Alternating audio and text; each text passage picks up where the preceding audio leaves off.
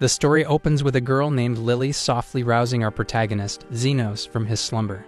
As he groggily blinks away the remnants of sleep, Lily is already in the kitchen, calmly preparing tea, as if this quiet morning ritual is something they've shared 100 times before.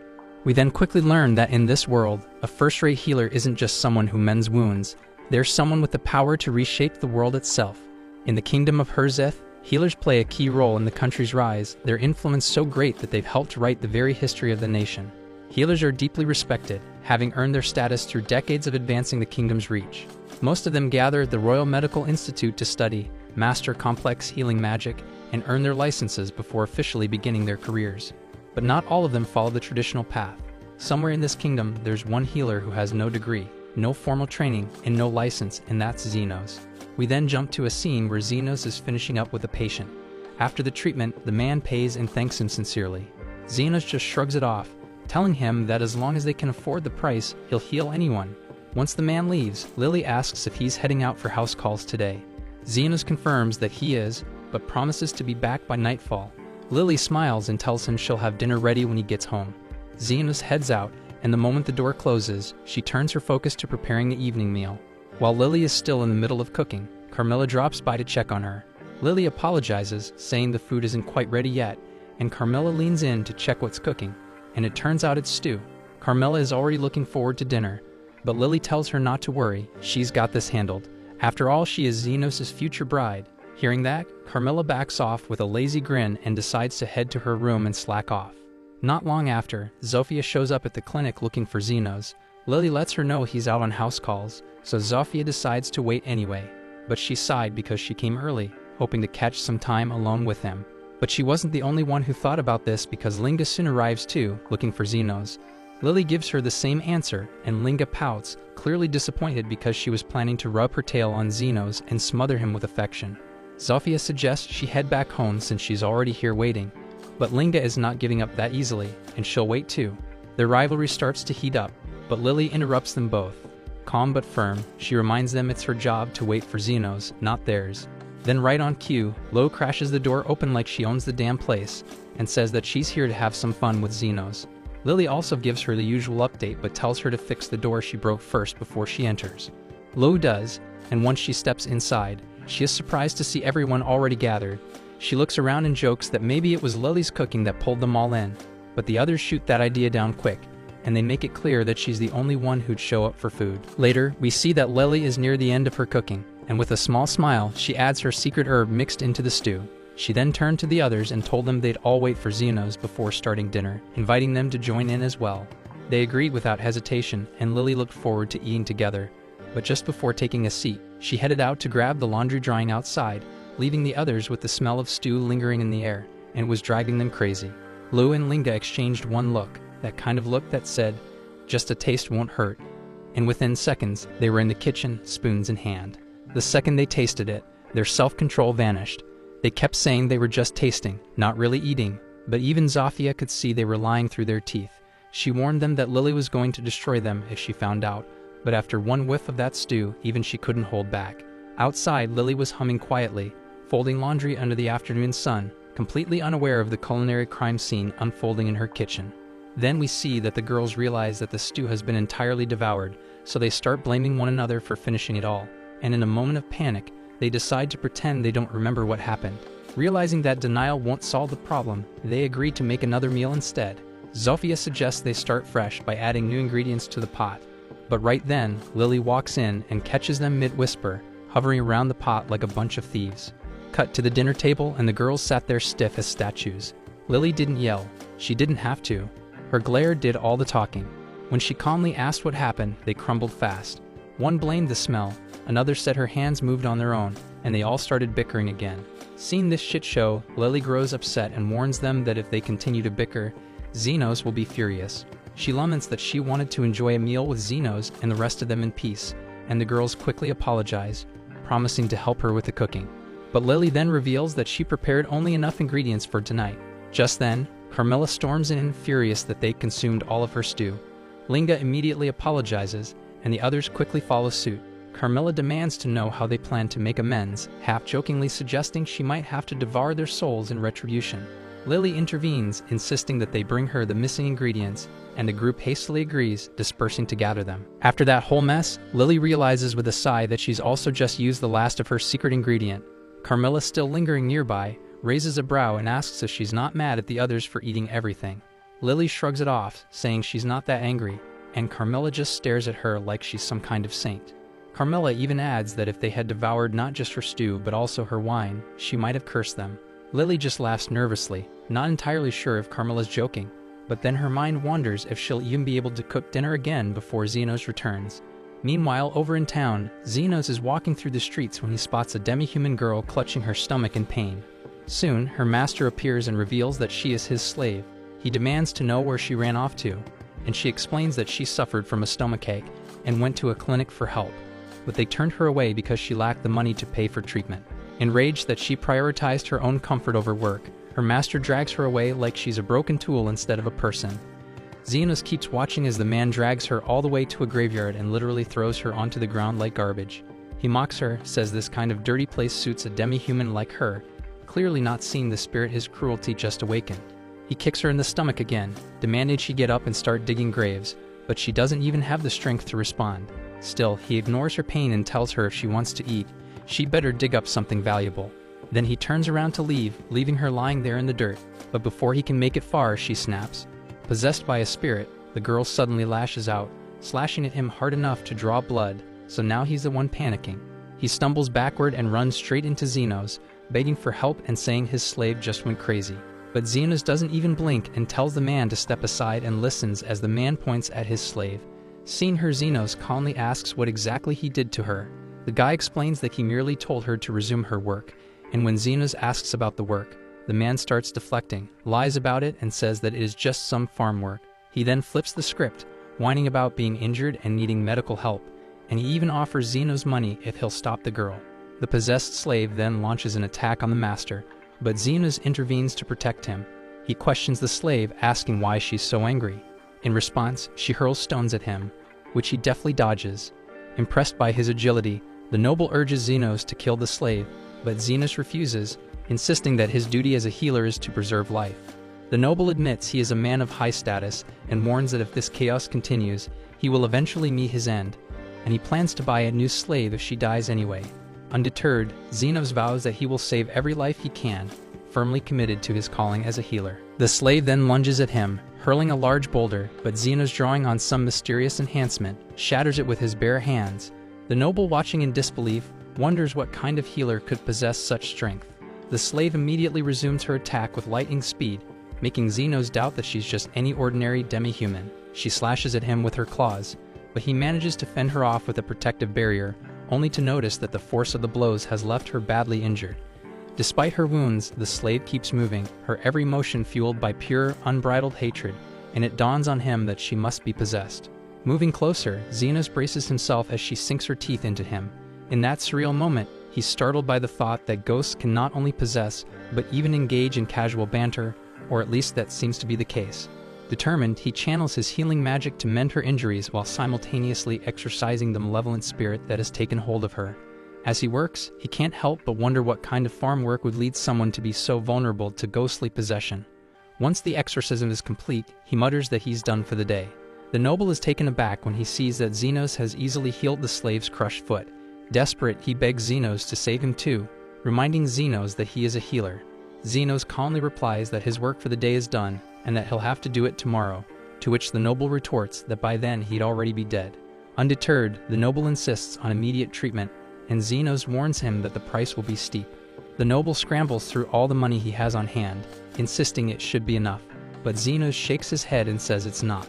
The noble grumbles that the fee is already higher than market price, adding that he won't go unscathed if Zenos charges illegally, but Zenos tells him that he is an unlicensed healer. The noble is taken aback to learn such healers exist, and Zenos dryly comments that it's a shady business, much like grave robbing. The noble tries to play dumb, but Zenos sees right through him and declares that the remainder of the fee will come in the form of the slave's documents. The noble seems indifferent and accepts this deal, then departs after being healed. After the noble leaves, the slave slowly awakens. She's startled to see Zenos hovering over her, and her stomach still churns with pain. She asks him who he is, and he bluntly reveals that he is Zenos and that he just bought her. He then asks for her name, and she murmurs that it's Tilly. Zenos orders her to remove her clothes, explaining that he spent a lot of money on her and needs to check her physical condition thoroughly. Tilly hesitates for a moment, but understanding she has no choice, so she complies.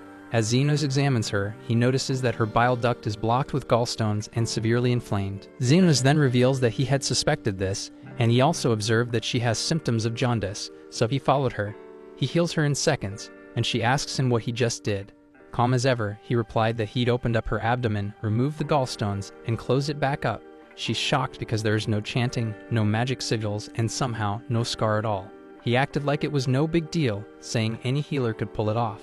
But she didn't let that slide and told him straight that no, they absolutely couldn't. Tilly then thanked him from the heart, still unsure how she could possibly make it up to him. That's when he mentioned he had a task for her. She didn't even hesitate and told him she was ready to do whatever it takes to return the favor. So he handed her a drawing of a herb and asked if she could locate it. She said she could, told him to come along, and not long after, we see her finding the exact herb for him. It turns out to be the same one Lily had used earlier in her cooking. He thanked her for it, but she brushed it off, saying it was easy, and honestly she thought he was going to ask for something completely different. Zenos then told her that her part was done, but she didn't feel like it was nearly enough.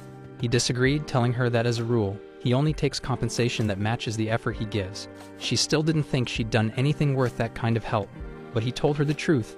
It may seem small, but it's something he couldn't have done without her. Then without waiting, he tore up her contract and told her she was free to choose her own path now. She admitted she didn't know what that path was yet, but she would figure it out, and when she did, she'd come back and let him know. He didn't mind and wished her well and told her to come find him again if she ever got hurt. Later that night, he returned home. Lily greeted him, telling him dinner wasn't ready yet. Right then, the 3 food thieves came back from gathering ingredients, and he couldn't help but wonder why they were even here. They kept their mouths shut about having already eaten his share, and Lily decided to whip up something new. Zenos stepped into another room, and the moment Carmilla caught sight of him, she smirked because she could tell something was different, like she could literally smell another woman on him. He shot her a look and told her to shut it. Lily then asks him to wait while she prepares dinner, but he stops her, and she catches on quickly because what he really wants is some black tea, and she tells him that she'd go make it right away. We're taken back to a time when Zenos was once a member of a prestigious adventuring party known as the Golden Phoenix. But everything shifted the day their leader, Aston, tossed him a gold coin, like a master throwing scraps to a servant. Without a shred of hesitation, Aston declared that Zenos was no longer part of the group. He called him dead weight, claiming the party would thrive faster without someone like him holding them back. Zenos knew better. Deep down, he was the glue holding this reckless team together, but Aston didn't care. The truth was, Zenos had only been recruited to act as a disposable meat shield, someone nobody would cry over if he died on the battlefield. Now that the party had grown powerful, Aston believed they didn't need Zenos anymore. Zenos tried to make him see reason, pointing out that the only reason they made it this far was because he was always there to patch them up after Aston's dumb decisions. But Aston shut him down, mocking his rough, unlicensed healing magic and saying any half-decent healer could replace him. Elsewhere, tucked in the shadows of a grimy alleyway, a pair of slave dealers were in the middle of trying to subdue an elf girl. The awful woman reminded the ugly guy to be gentle, since elves were incredibly rare and worth more if they were unbruised. The guy already had her pinned, but Lily, despite everything, wasn't going down easy. She slammed her foot to his gold balls, and while he was doubled over in pain, she bolted. She almost made it too, but the man grabbed his bow and shot an arrow straight into her ankle. Lily crashed to the ground, unable to run, and the bastard caught up quickly. He tried to pin her again, but she chomped down on his hand like a rabid dog, forcing him to stab her just to break free. That's when Zenos walked into the alley and spotted the scene, Lily bleeding on the ground, barely conscious. He looked at the 2 bastards and asked if they were the ones responsible. They didn't even try to deny it. They told him to piss off, reminding him that slavery was perfectly legal around here. Lily was their property, and they could do whatever they wanted with her. Zenos understands the situation. They were technically right by the law, so his hands were tied, but then he thought of something. He reached into his pocket, pulled out the very gold coin Aston threw at him, and offered to buy Lily. It's not nearly enough to buy an elf, not even a wounded one. But the traders take one look at Lily, bleeding out and probably minutes from death, and decide it's not worth dragging a corpse to market.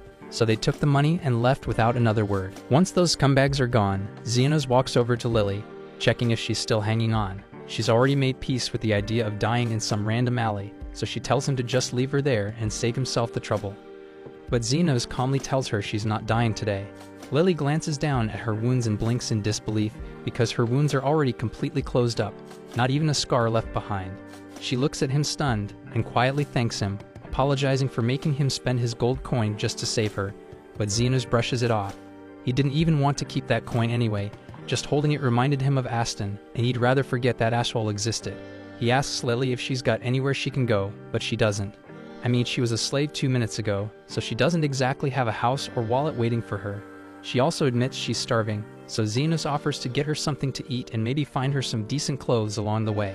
He ends up taking her to a small diner nearby, grabbing her a fresh outfit before they come in. Lily is all smiles as she chows down, clearly loving every bite of her first real meal in who knows how long. But after a while, she notices that Zenos hasn't ordered anything for himself, so she asks why, and he tells her he's just not hungry. But truth is, he's flat broke. He spent everything he had on her food and clothes, and since he got kicked out of Golden Phoenix, he's gonna need to figure something out fast before he ends up starving in the streets. As they're sitting there, a guy stumbles through the door. His arm's a mess, burned and bleeding, clearly injured, and from the looks of it, he's been in some trouble and barely made it out. Zenos watches him quietly, analyzing the damage. Judging by the hole in the arm and the scorched edges, it looks like the guy caught a hit from a magic gun. Fortunately, he's a lizard man, and their bodies regenerate pretty well on their own. But even so, that injury is deep. If left untreated, it could take days to close up, and he'd be in constant pain the whole time. So Zenos lifts his hand and casts a healing spell, and after a few seconds, the wound seals up like it was never there. The man freezes, looks down at his good-as-new arm, then turns to Zenos with wide eyes, asking who the hell he is. Before Zenos can even speak, Lily jumps in and proudly declares that he's a legendary healer. The guy's never heard of him, but he's clearly impressed and grateful, so he really doesn't care. He then gives a few coins to Zenos as a way of thanks and promises to spread the word about Zenos. At first, Zenos doesn't get why the guy just handed him money. Then it hits him. Healers usually charge for their services. That spark ignites something in his brain, and he starts thinking. If he plays this right, he could start a new life as a full-time healer. But there's a problem. Since he's from the slums, getting an official healing license isn't exactly on the table. And if he opens a legit business, he'll have to deal with taxes, permits, inspections, all the red tape. And like a wise man once said, tax evasion isn't a crime, it's an act of survival.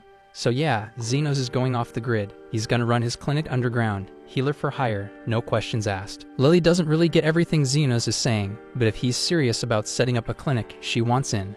Zenos pauses, thinking it over. Running an underground clinic without a permit isn't exactly legal, and dragging a kid into something like that doesn't sit right with him. But Lily reminds him that he technically bought her, so by the rules of this twisted world, that makes him her master now, which means she's sticking by his side, no matter how many rules get bent or broken. Zenos didn't buy her to own her, he just didn't want her bleeding out in some alley. But Lily hits him with the harsh truth. She's got nowhere else to go, and if he leaves her behind, she'll probably get scooped up and sold again, so that'd be on him. Eventually, Zenos sighs and gives in and tells her she can tag along, and Lily immediately pledges to serve him with her whole body, which makes Zenos nearly choke and ask her to not make it sound so creepy. Anyway, first things first, if Zenos is going to set up shop, he's got to find a roof to sleep under. So he takes Lily to one of the sketchiest, most forgotten parts of the city. The place looks abandoned and borderline cursed, but that's exactly what he's looking for. Lily glances around nervously and asks why they're even here. Zenos explains that if he's running a shady back alley clinic, the last thing he needs is the Royal Association breathing down his neck. A place like this is quiet, off the radar, and best of all, it's free. Lily can't really argue with the logic, but she's clearly spooked. She points out that abandoned districts like this are notorious for being infested with monsters, especially the creepy kind. They finally stumble across a house that's somehow still standing, and Zenos thinks he's hit the jackpot. But the second Lily sees it, she freezes because it looks like something straight out of a horror novel. Classic haunted house vibes. If they're unlucky, they might even attract a wraith. Zenos raises an eyebrow, unfamiliar with the term. Lily explains that wraiths are ghost-type monsters who can literally turn someone into a spirit with just a single touch. They step inside, and it's pitch black, so Lily offers to light the place up with a basic spell that catches Zenos off guard because he didn't know she could use magic. But Lily shrugs it off, saying it's just simple stuff. Once the room lights up, they finally get a good look around, and it's honestly as bad as Lily feared. Dust, cobwebs, cracked walls, it's a total fixer-upper. But Zenos is oddly upbeat. The place might look cursed. The roof doesn't leak, and the structure's solid, so in his eyes, that's more than enough to start his new work. But just when they think they've found the perfect spot, a big problem shows up and turns out the house already has a tenant. And not just any tenant, but an actual wraith, who floats out of the shadows and tells Zenos she's going to drain the life right out of him. Lily starts panicking immediately, while Zenos just lets out a sigh, clearly annoyed that the place wasn't as empty as it looked. Carmilla then lunges at Zenos without hesitation, but he shuts her down instantly with a burst of healing magic that blasts both her arms clean off. He doesn't even flinch, because compared to the horrors he faced in the labyrinths while rolling with Golden Phoenix, Carmilla is just another Tuesday. Back then, whenever Aston got pissy, he tossed Zenos into the dungeon solo, and he ran into wraiths all the time, so he's taken down dozens, maybe even over 100 by now. See, healing spells aren't just for fixing wounds, they're especially nasty against undead creatures. Zenos then casually apologizes to Carmilla for trespassing, saying he didn't realize someone already lived here, but the housing options are non-existent around here, so he politely asks if she'd be okay with him staying. Carmilla's offended by the sheer audacity. She's the queen of wraiths, and some random squatter is asking if he can crash at her place. So she snaps her ghostly fingers and summons a whole crew of angry spirits to chase him out. Zenos sighs again, then hits them all with a mass heal spell that erases them like chalk off a blackboard. Now Carmilla's the one panicking. She seriously underestimated this guy, and she's halfway convinced he could just exorcise her out of existence if he wanted to.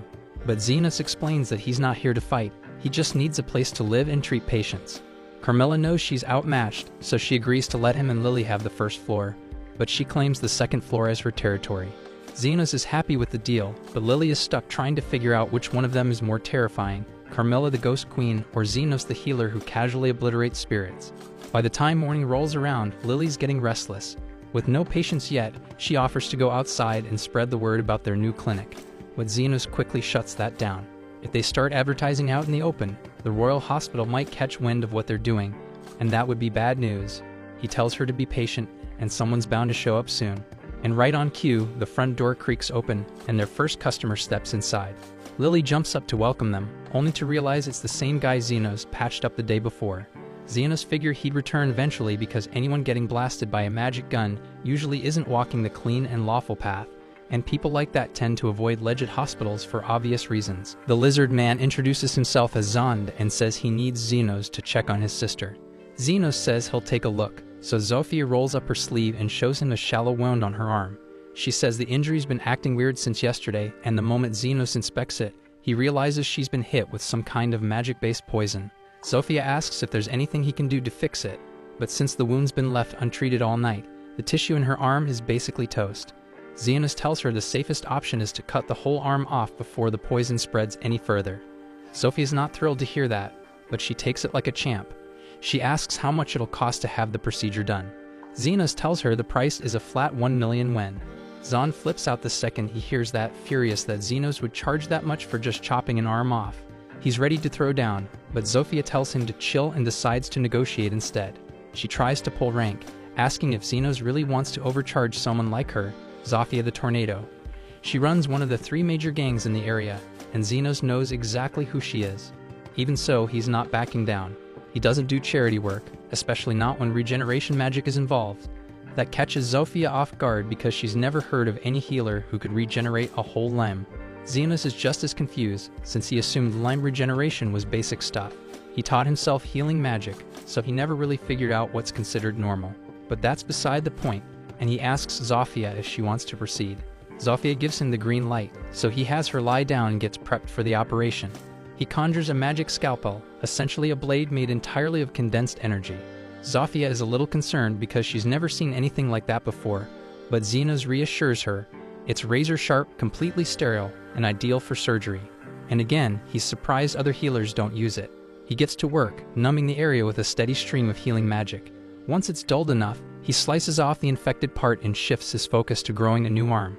His hands glow brighter as he ramps up the spell's intensity, rebuilding the entire limb one layer at a time, from bone to skin. Zofia stares at her freshly regenerated arm in disbelief. She flexes her fingers and is stunned it feels completely natural. She admits Zenos definitely earned his asking price, and as a bonus she offers to send any injured members of her crew his way from now on. And Zenos has no objections as long as they're paying like everybody else. In the days that follow, Zenos starts getting flooded with patients from the Lizardman faction, and seeing how tired he looks, Lily decides to make him some tea to help him relax. Zenos thanks her for being thoughtful, but he notices that she brought 3 cups instead of 2, so Lily explains that the third one is for Carmilla. Zenos doubts she'd be interested in joining them downstairs, but to his surprise, Carmilla actually has a soft spot for tea. While sipping in relative peace, Lily asked Zenos if he had any clue why the lizardman kept ending up in such rough shape. Based on the injuries he's treated, Zenos figures there's some kind of turf war going on between rival groups. And right on cue, the front door gets kicked in. A pack of werewolves storms into the clinic, and their leader Linga wastes no time announcing that she's here to kill Zenos. She's been clashing with the lizardmen for days, but no matter how many of them she wounds, they keep bouncing back. So now she wants to cut off their recovery at the source. Zenos calmly tells her that he doesn't work for any faction and would prefer not to turn his clinic into a battlefield. But Linga doesn't care, and she already gave the command to attack.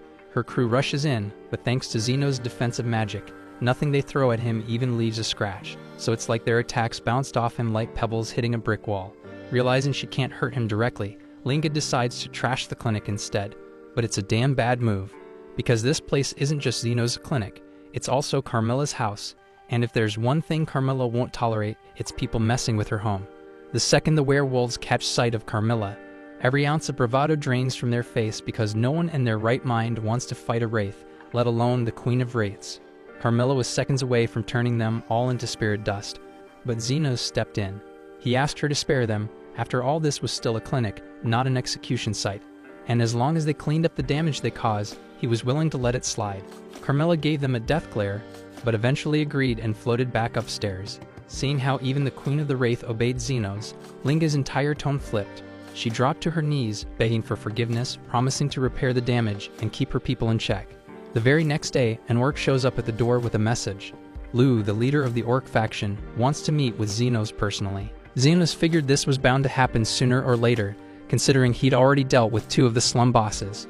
Lo was the big shot running things among the orcs and ogres, and she'd made a fortune mining magic stones with her raw strength alone.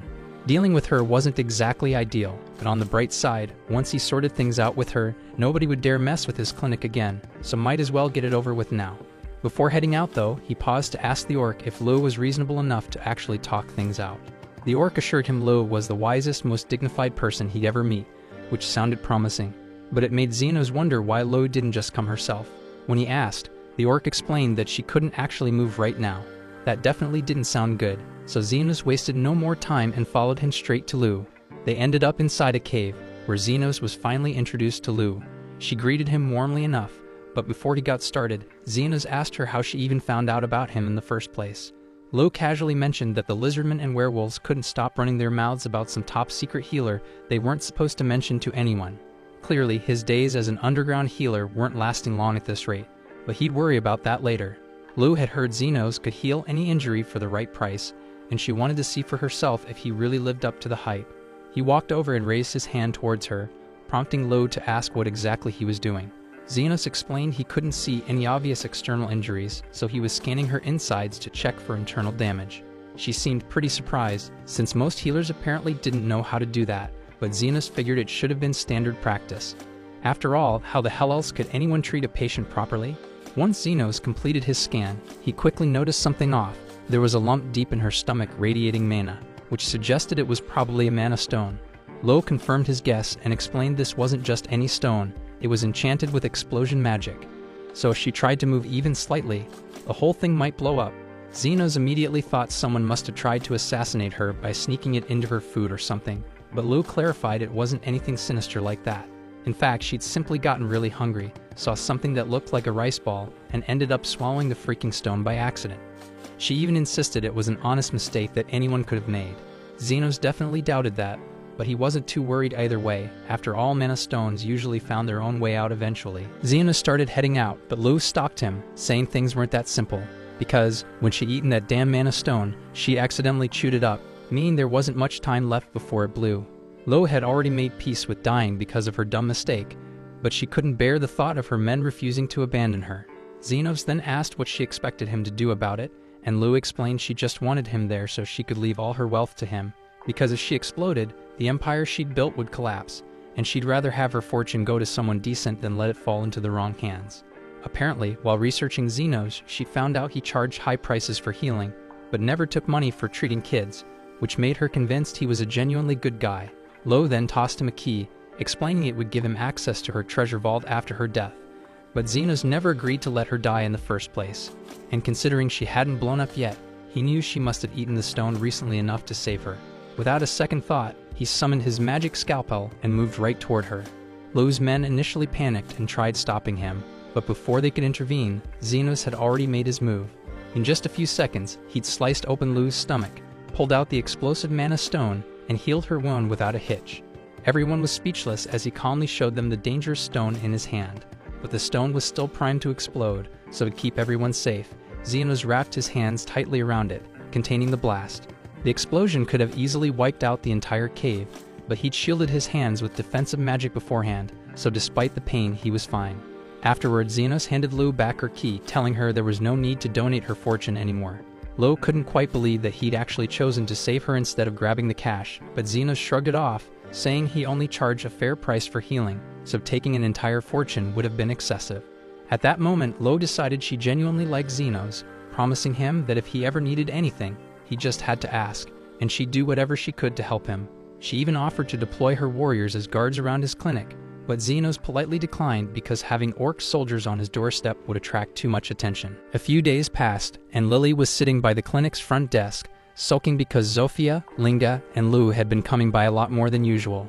Zenos noticed that too because those three had been showing up regularly, but none of them seemed injured. He started wondering why they even bothered visiting, and at first he thought they were probably just bored. But Carmilla quickly corrected him, explaining that those women were clearly in love with him.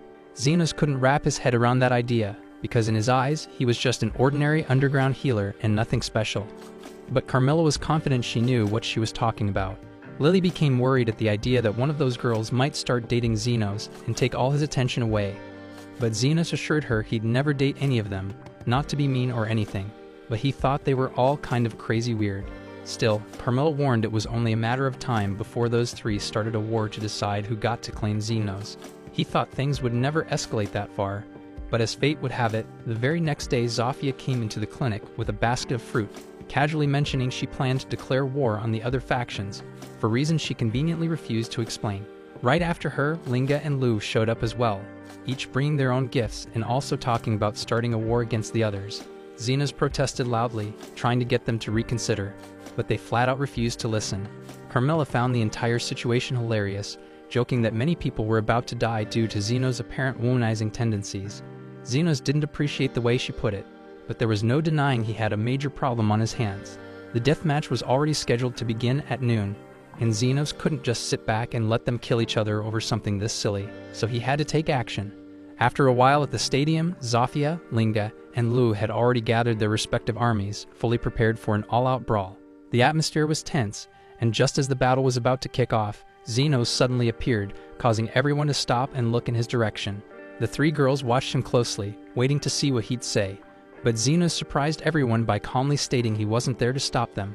He acknowledged their long-standing grudges against each other and figured it was better to let them fight it out until they were satisfied, instead of trying to force a peace they didn't want.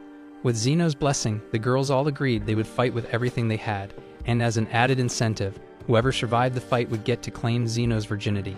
Zenos didn't recall agreeing to that damn part, but before he could object or clarify anything, the battle had already started. Zofia was the first to make a move, lunging forward with her daggers aiming straight for Linga's neck, but Linga quickly dodged the attack, backclipping to safety.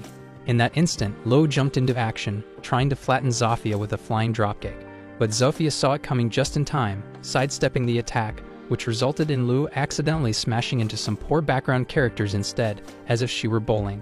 Zofia and Linga fought again, their weapons locked as they struggled to overpower each other. Just as they were about to land decisive blows, Lo returned to the fray, leaping down from above and nearly crushing both of them beneath her massive attack. Zofia stumbled into the orc section of the stadium, prompting her to fight her way out, and soon everyone else followed suit, turning on each other's factions and triggering complete chaos. The scene quickly became brutal, people slashing, cutting, and throwing punches left and right. Yet, astonishingly, even after 6 relentless hours of battle, not a single combatant had fallen. It was at that moment Zofia suddenly noticed something strange. The wounds on her arms were healing themselves right before her eyes. Everyone paused, bewildered, until Zenos finally spoke up and explained he was responsible. He told them plainly that he'd agreed to let them have their little death battle, but he never once said he'd let anyone actually die. After all, they were still his patients, and he wasn't going to let any shit happen to them. Zofia felt silly for not realizing Zenos' involvement sooner, but none of them had ever imagined a healer could heal so many people simultaneously, let alone continuously over 6 hours straight. The girls finally understood the point Zenos had been trying to make. Their fight would literally never end as long as he was there to keep healing them. If they couldn't find a way to get along, they'd be stuck in an endless cycle of pointless conflict. And just to be clear, he reminded them he planned on billing each of them for every hour he'd spent healing. Realizing how foolish they had been, the three girls finally agreed to set their differences aside. So they promised to maintain peace among their factions. But as far as fighting over Zenos went, they were still determined. Only this time, they agreed they'd compete peacefully without any damn bloodshed. Meanwhile, Lily approached Zenos, curious as to why the hell he'd gone through all the trouble of intervening in the battle. Zenos paused for a moment, remembering something his old teacher once told him. A healer who could only mend wounds was third-rate. A second-rate healer could restore the entire body. But a first-rate healer was someone who could make the world a better place. Zenos admitted he wasn't sure if he had it in him to be a first-rate healer, but that didn't mean he wouldn't try. He wanted to improve life in these slums somehow, and besides he joked that if everyone died, he'd run out of patience. Lily smiled softly to herself, knowing full well that Zenos' tough talk was just his way of covering up how much he truly cared. After all, if the demi-humans stopped fighting, he'd actually have fewer patients coming in, which meant less money for him. Yet he still chose peace over profit, and this genuine kindness was exactly why Lily liked him so much, and she told him as much directly. Of course, her words went straight over Zenos' head, leaving him slightly confused. In any case, it was getting late, and Zenos decided it was time to go collect payment and head back home. Lily was a bit taken aback. She had thought Zenos was joking earlier when he said he'd charge them for all the healing during their battle, but apparently he was completely serious. Healing an entire stadium full of people was exhausting work, and there was no way he'd let something like that slide without compensation. At the same time over in the capital, the commander of the Royal Knights was meeting privately with the vice commander Krishna. Noticing the commander's troubled expression, Krishna asked if something had happened. He explained he'd heard a strange rumor. Apparently the long-standing war among the demi-human factions in the slums had abruptly come to an end. Krishna found this difficult to believe. Those factions had been locked in a bloody feud for years, so it seemed impossible they'd suddenly decided to play nice. The commander agreed it sounded unlikely, but if true, this was potentially a serious problem. The kingdom had been stable for centuries precisely because the impoverished, disenfranchised people were always too busy fighting among themselves to cause trouble for the nobility. So if these factions found peace and united, they could demand changes, perhaps even outrageous stuff like rights, equality, and maybe even free healthcare, and that shit would be a big problem. Rumor had it that a single individual was responsible for mediating peace between these factions. Determined to eliminate this threat, the commander tasked Krishna with dealing with him.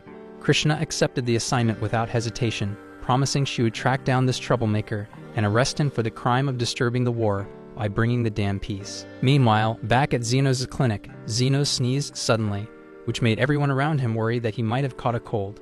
Linga immediately offered her fluffy tail as a blanket, while Lou enthusiastically invited him to warm up by burying his face between her legendary black cushion. And that shit makes Lily so devastated because she didn't have either of them. Zenos then insisted it was nothing more than a regular sneeze, reminding them all that he still needed to heal Zofia, so they should probably quiet down until he finished his work. After carefully healing Zofia's injured arm, Zenos asked her how the hell exactly she'd managed to hurt herself, since it had been a long time since he'd needed to patch her up. Zofia admitted she'd gotten hurt on the job last night. Her usual work involved stealing from corrupt nobles and redistributing the wealth to the poor like the legendary Robin Hood. But this time she was caught sneaking into the wrong aristocrat's home. She had encountered Krishna, the vice commander of the Royal Knights, a ruthless woman known for shooting first and asking questions later, typically with her magic fire guns. Hearing this, Carmilla began to worry that catching Krishna's attention might spell trouble for Zenos. But Zenos wasn't particularly concerned. After all, he figured there was no reason for someone as high-ranking as Krishna to care about a low-profile underground healer like himself. Elsewhere in the slums, Krishna was already prowling around, gathering information on Zenos. She noticed the demi-humans coexisting peacefully, which made her suspicious, so she approached a lizard man and asked bluntly who was responsible for ending the demi-human war. The lizard man didn't recognize Krishna, but he was fully aware Zenos wanted to keep his identity hidden, so he refused to say anything and tries to walk away. But Krishna wasn't having it and drew her gun, threatening to shoot his precious stick if he didn't talk. However, the lizardman didn't budge. He was ready to take a bullet if it meant protecting Zenos. Just then, Zofia and her brother happened to pass by. Seeing them approach, Krishna realized she wasn't prepared to deal with Zofia right then, so she quickly slipped away into the abandoned section of the city. Wandering aimlessly, she stumbled upon Zenos' clinic by sheer luck and decided to go inside to ask for directions back to the main city. Zenos kindly offered to show her the way, but right as he was about to help her out, Lily walked into the room with some tea. The moment Krishna caught sight of Lily's elf ears, her expression darkened instantly, and without warning, she drew her magic fire gun and fired a blast directly at Zenos' Dan head. Lily just can't wrap her head around how the hell Krishna could straight up shoot Zenos in the Dan head out of nowhere, but Krishna holds her ground, claiming she had every reason to do it. On top of her main mission, she was also assigned to look into a string of kidnappings happening around the area, and the second she saw that Zenos was human and Lily was an elf, she instantly assumed he had to be the culprit, so naturally her gut reaction was to pull the trigger without a second thought. Krishna's logic has numerous flaws, so Lily quickly clarifies that Zenos essentially adopted her and she's staying here willingly. Krishna soon realizes she may have rushed to judgment, and upon further consideration, it would indeed be strange for a kidnapping victim to appear as cheerful as Lily. Fortunately, the bullets she used were non-lethal, so she assumes she didn't kill Zenos, though she suspects he might have been knocked unconscious by the impact. Yet to her astonishment, Zenos seems completely unharmed. She apologizes for hastily shooting him due to her mistaken assumption, yet she remains curious as to how he survived without a Dan injury. He explains that he simply used defensive magic to block the bullet before it reached him, but Krishna doubts this, stating that ordinary defensive magic should never be capable of blocking her bullets. As far as Zenos is aware, his defensive spells should be perfectly ordinary, so he doesn't quite understand her point. However, throughout her career as the vice commander of the Royal Knights, she has witnessed numerous types of defensive magic, and she immediately recognizes that Zenos' shield matches that of a grand sorcerer. The moment Krishna mentions her position as vice commander of the Royal Knights, Zenos and Lily instantly become uneasy, realizing that her presence could cause significant trouble for them. Krishna, however, evidently has something specific she wishes to request from Zenos. Hoping to avoid further confrontation, Zenos agrees to speak with her, but simultaneously sends a discreet warning to all his clients, urging them not to visit while Krishna is present. They all sit down together, and Krishna explains to Zenos that she's currently undertaking a covert mission and would like his cooperation. Zenos insists that he doesn't wish to become involved, but Krishna argues that it's the duty of every citizen to cooperate with the orders of knights. Given Krishna's unpredictable nature, Zenos figured refusing could end with another bullet to the face, so he reluctantly decides to go along with her request. Krishna then informs him that her mission is to locate a specific man and arrest him immediately upon identification. She has neither a name nor description, but the person she's after is the mediator responsible for ending the conflict between the various factions. Zenos chokes on his tea once he figures out that the individual Krishna is attempting to capture is actually him. But he remains calm and inquires why she's pursuing the mediator. Krishna clarifies that the knight's orders absolutely can't disregard someone who possesses the ability to create peace among the factions. But when she resorted to aggressively questioning one of the locals, he refused to give her any damn information despite her threats. From Krishna's perspective, if the residents of the slums won't betray the mediator, it must imply he's a sinister mastermind who needs to be stopped. Zenos attempts to reason with her, suggesting it's entirely possible that this mediator is deliberately keeping a low profile, so if she simply leaves and abandons her search, he likely won't cause any issues. Krishna then asks Zenos if he personally knows who the mediator might be, so he quickly makes up an excuse, saying he's merely speaking intuitively. Regardless, Krishna insists that she can't just ignore the mediator since she received explicit orders from her commander, and anyone capable of ending the conflict between the factions represents too significant a risk to ignore. Lily intervenes and tells Krishna there's no need to worry about the mediator destabilizing the country, because his only interest is earning money through honest labor. But judging by the way Lily is describing the mediator, it sounds as if she knows him personally. Lily immediately panics and quickly assures Krishna that she doesn't know the mediator either, causing Krishna to grow somewhat suspicious, but she decides to let it slide for the moment. As it's getting late, Zenos uses this as an opportunity to encourage Krishna to leave, but while he's escorting her out, she notices the bed placed in the corner. She finds it unusual that Zenos would position a bed in this spot, causing Zenos to grow anxious because it's actually the clinic's patient bed, prompting him to nervously claim it's just an extra bed. Upon hearing this, Krishna promptly asks Zenos if he'd be agreeable to letting her use it. She's been struggling to secure a base of operations within the slums, so she'd greatly appreciate it if Zenos allowed her to stay here until she finishes her assignment. Of course, she's more than willing to compensate him for the lodging. Zenos can't really decline without raising Krishna's suspicions, so he reluctantly agrees, and Carmilla finds the whole scenario amusing. Lily then prepares some green tea for their new guest, but Krishna struggles with hot beverages, so she begins blowing on it to cool it down. Lily remains envious that yet another woman has appeared, vying for Zenos' attention away from her. So to prove her dominance, she sits directly on Zenos' lap and asks him to stroke her head like usual. Zenos complies with Lily's request, but he's slightly puzzled by her sudden demand, prompting Carmilla to approach and inform him that Lily is feeling jealous. Zenos is caught off guard because Carmilla suddenly whispered into his ear while she was invisible, but she's just really intrigued by all the drama going on. Lily is determined not to let Krishna take away Zenos' attention, so she becomes even more affectionate with him than usual, asserting her dominance. However, Krishna doesn't seem to give a damn and just keeps blowing on her tea like nothing's happening. But eventually, Lily dozes off, so Zenos gently tucks her into bed and heads back to the living room to continue his conversation with Krishna. He fills her in on the whole story about how he rescued Lily from the slave trader, adding that those scumbags were part of an illegal trafficking network operating around here. And that explains why Krishna was so quick to pull the trigger earlier. But sadly, Zenos doesn't have any real intel on the traffickers themselves. Changing the topic slightly, Krishna brings up something she's been curious about. Given how it's obvious Zenos must be an extremely skilled mage, having perfected his defensive magic, Krishna wants to know if someone could regenerate an entire arm if they put the same amount of effort into healing magic.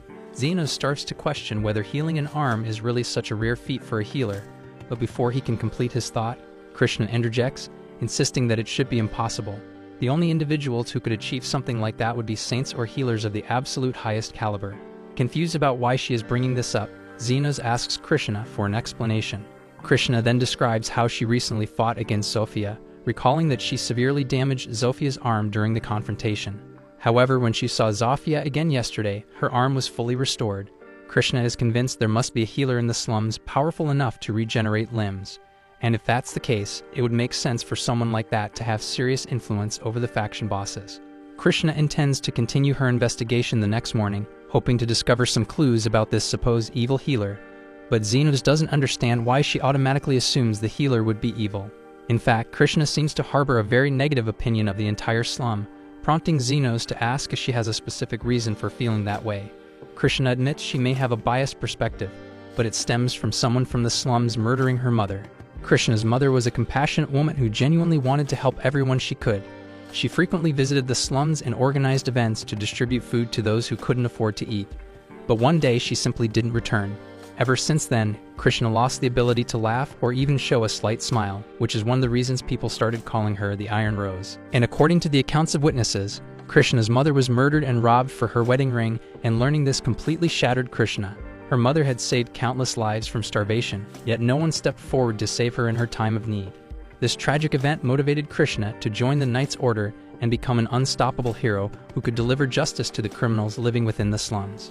The following day, Krishna leaves to continue her investigation, allowing Zenos to resume treating his patients. Zofia visits the clinic with a minor injury on her arm and asks Zenos to examine it. Zenos begins treating her, but advises Zofia to be cautious since Krishna could return at any moment. And speaking of Krishna, she suddenly appears at the clinic to ask for directions after getting lost on her way out again. As soon as Krishna notices Zofia, she immediately draws her guns, prompting Zofia to retaliate by pulling out her knives, so a brief standoff ensues between them. Krishna then questions Zofia, asking if there's genuinely an evil healer assembling criminals to threaten innocent people. Zofia doesn't deny the existence of a healer but insists that he definitely isn't evil. While Zofia herself is a thief and doesn't strictly follow the law, she knows firsthand that some among the nobility are guilty of far greater crimes. For example, Zofia is aware that Krishna is investigating the trafficking ring, and after conducting her own research, Zofia discovered that the mastermind behind it is actually an aristocrat. Initially, Krishna doesn't believe her, as the trafficking ring is known to operate primarily in the slums. But Zofia clarifies that this is merely a clever deception intended to mislead the Knights Order from uncovering the true criminal behind it all. Krishna remains skeptical but requests that Zofia reveal who is responsible for the kidnappings, prompting Zofia to name a man called Kalendor. Krishna finds this difficult to accept, considering Kalendor is widely recognized as a generous philanthropist who prides himself on educating orphan children, and thus could never be involved in child trafficking. Zofia expected that Krishna wouldn't trust her, given that Krishna sees everyone from the slums as criminals. However, the mediator has never treated them that way. Instead, he treats everyone fairly and consistently gives people second chances, unlike Krishna and her misguided version of justice. Krishna becomes furious when Zofia insults her concept of justice, and she's about to fire her gun, but Zenos steps in front of her, demanding that Krishna lower the Dan weapon. Krishna orders Zenos to step aside, but he refuses, saying he can't allow harm to come to Zofia since she's his patient. He apologizes for not being upfront earlier, but he confesses that he's actually the mediator Krishna has been searching for. Krishna assumes Zenos is just lying to protect Zofia because there's no way he could possibly be the healing mediator. After all, he's already demonstrated mastery over defensive magic, and there's no way in hell he could also excel in healing magic. Zenos doesn't necessarily consider himself a master, but he's certain of his abilities in both healing and defensive magic, since both simply require him to enhance the body's natural processes.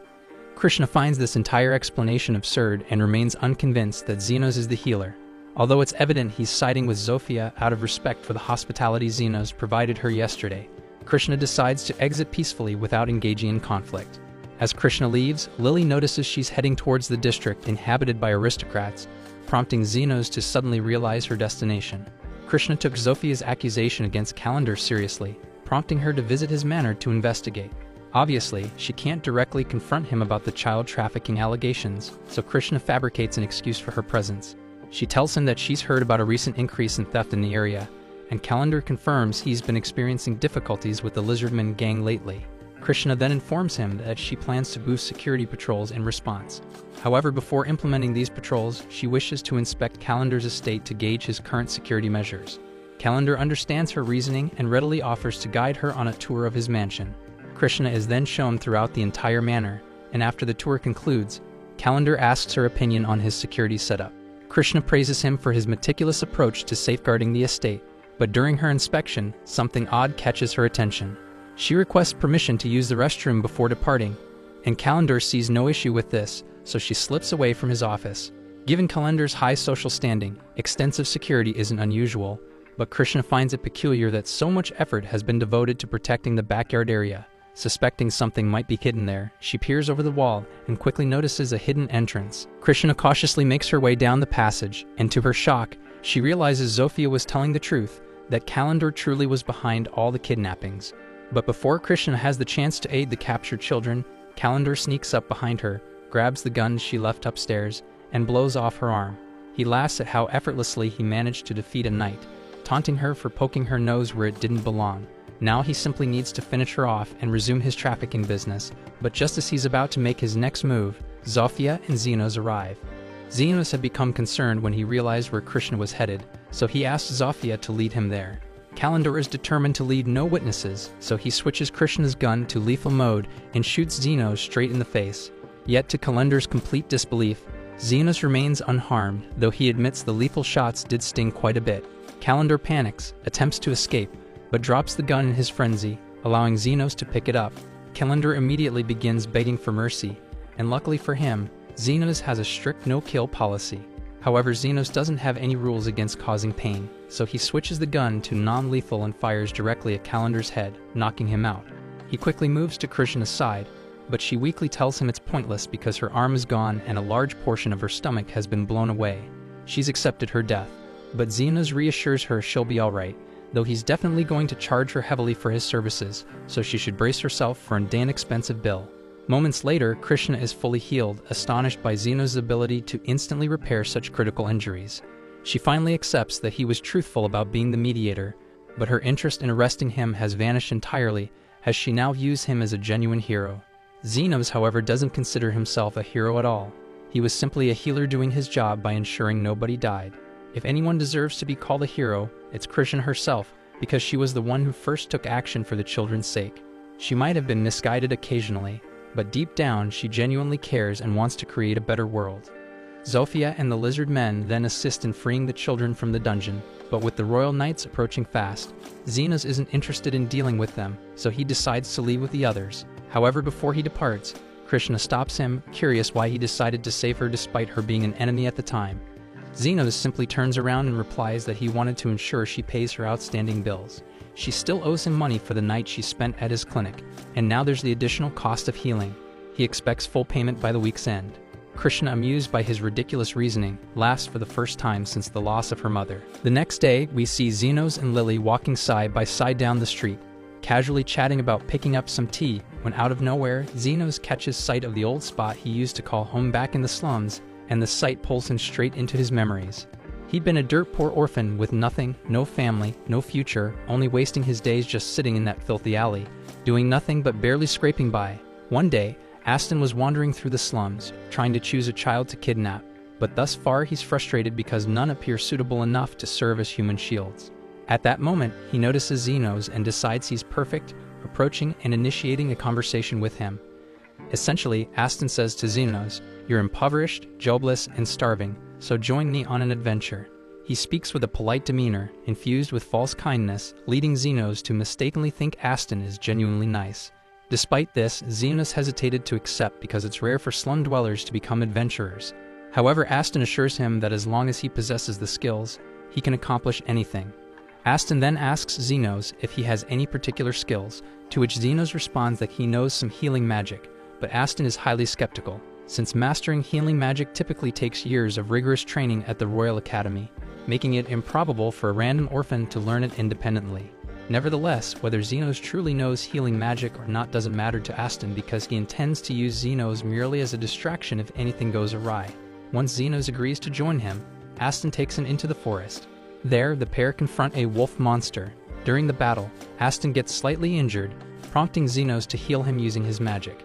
Then Aston charges the wolf, and Zenos employs his healing magic again to enhance Aston's speed, enabling Aston to decapitate the wolf effortlessly with a single strike. Aston, however, strangely fails to notice that his injuries healed mid-combat, or that he suddenly moved faster at a crucial moment, leaving him convinced that Zenos is utterly useless. After several years of enduring this dynamic, Aston eventually expels Zenos from the party, and we know how Zenos has spent his time since then. However, Aston's group hasn't fared quite as well because after removing Zenos, Aston and the remaining party members set out toward a cave for their next mission. This mission holds significant importance as they intend to leverage it to curry favor with influential nobles within the kingdom, though all of them resent the intense labor involved. Yuma then informs them that the quicker they finish their task, the quicker they can return to the inn and resume drinking. Andres feels thrilled because ladies always flock around them whenever they say they're members of the Golden Phoenix group. After all, their team is renowned for successfully finishing quests and defeating magical creatures without taking any damage. Right at that moment, they encounter the creatures they're here to defeat, so Aston unsheathes his blade and prepares to strike. He instructs Guile to cast protective magic on him while he rushes ahead, and Guile does precisely that. But even while Aston is battling the wolves, his arm still gets scorched. And at the same time out back, Yuma is being attacked by one of the wolves, so he's out of the picture for good. Aston shouts at Andres to quickly cast some offensive spells, but it takes too damn long to finish chanting the incantation, and he even gets blasted by a fireball mid-spell.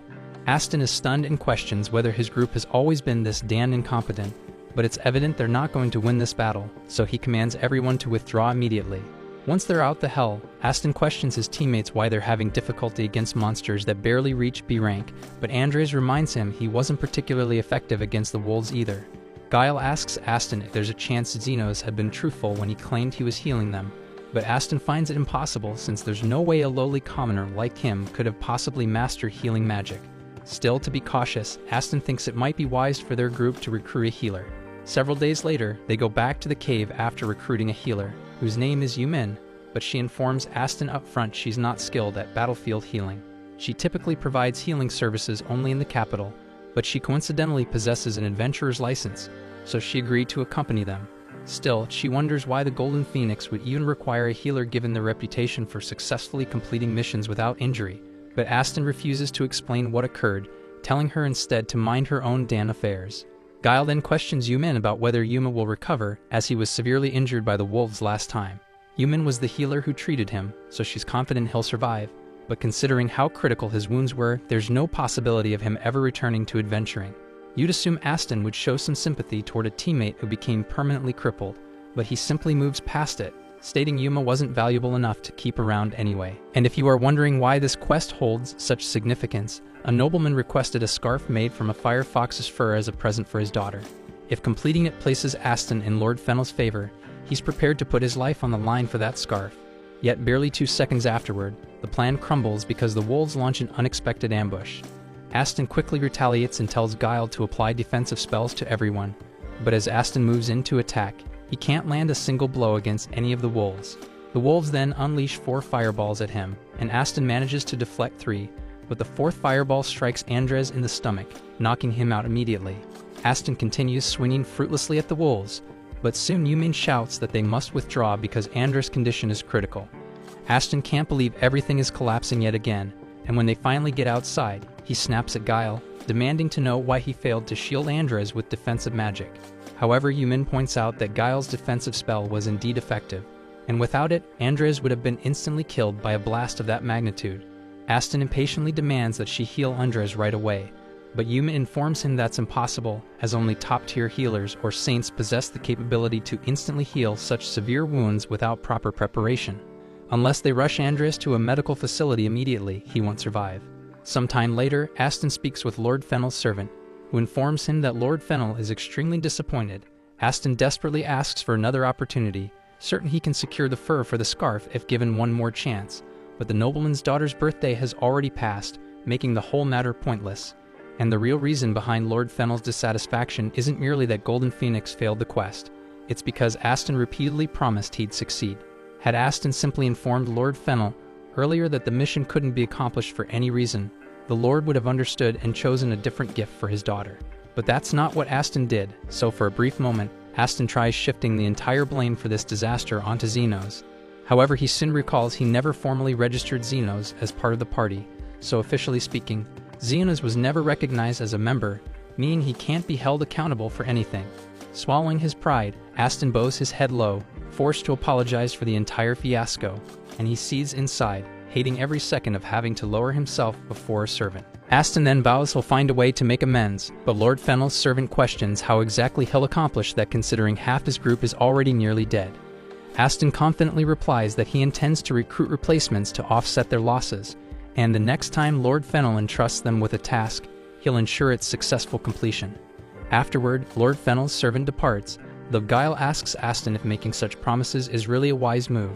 After all, they currently have no prospects on capable recruits, and there's no possible way for them to undertake missions with just 2 remaining members. Aston tells Guile there's no need for concern, as he already has something in mind. Even though Aston still doesn't believe Zenos holds much value, he can't deny the team functioned much better while Zenos was with them, so Aston plans to simply bring him back. He's convinced Zenos would jump at the chance to rejoin Golden Phoenix, despite how poorly he'd been treated previously. The following day, Aston and Guile enter the slums searching for Zenos, but since they have absolutely no damn idea where to begin, Aston suddenly gets a brilliant idea. He decides to employ the 3 faction bosses to help locate Zenos, confident they'll agree because low-class scum like them will do practically anything for cash. A short while later, he has a lizard man guide him to Zofia, saying he's interested in hiring her services. Zofia isn't particularly enthusiastic since this interferes with her daily clinic hours, but she's at least open to hearing out a paying customer. Aston introduces himself as the leader of Golden Phoenix, explaining to Zofia that he's searching for a man named Zenos, who arrived in the slums around 2 months prior. At first, Zofia can't believe what's being said, since Zenos had informed her all about how Aston kicked him out of Golden Phoenix, which had already seemed foolish, but she never imagined Aston would be stupid enough to go searching for Zenos afterward. She tells Aston to leave immediately, because Zenos has far more important things to occupy his time than dealing with him, and quite honestly, even looking at Aston makes her sick. Aston becomes offended, briefly thinking about attacking Zofia, but quickly realizes he'd get thoroughly beaten if he tried anything, so he decides to back down. After Zofia refuses to assist him, Aston decides to approach Linga's faction instead, but the moment she realizes who Aston is, she immediately tells him to leave. Aston is shocked to learn Linga also considers herself Zenos' friend, and just in case he's considering making trouble, Linga reminds Aston that if she wanted, she could easily kill him 3 times over before he even had a chance to blink. Aston then attempts approaching Lou for assistance, but like the others, she promptly tells him to go screw himself. She also threatens that if she ever hears he's been bothering Zenos, she'll personally crush his skull between her thighs.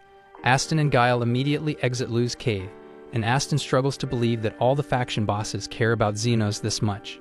He tries convincing himself they must be referring to some other individual named Zenos, because there's absolutely no chance the Zenos he remembers could have such influence in this place.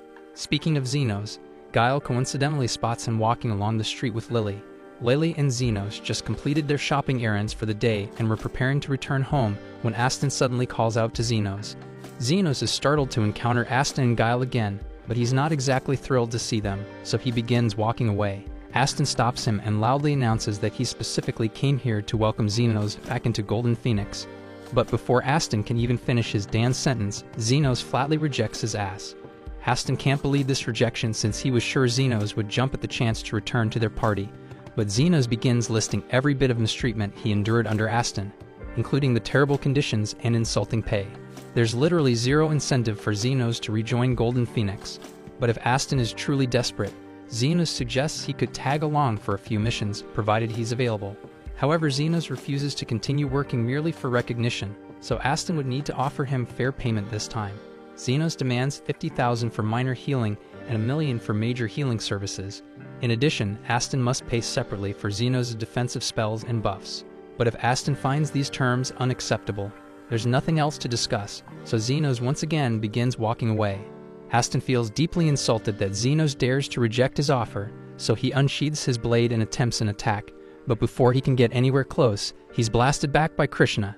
She tells Aston that it's downright idiotic to launch an attack right in front of a royal knight. She had actually come here looking for Zenos herself, but since Aston just attempted an assault, she's now obligated to place him under arrest.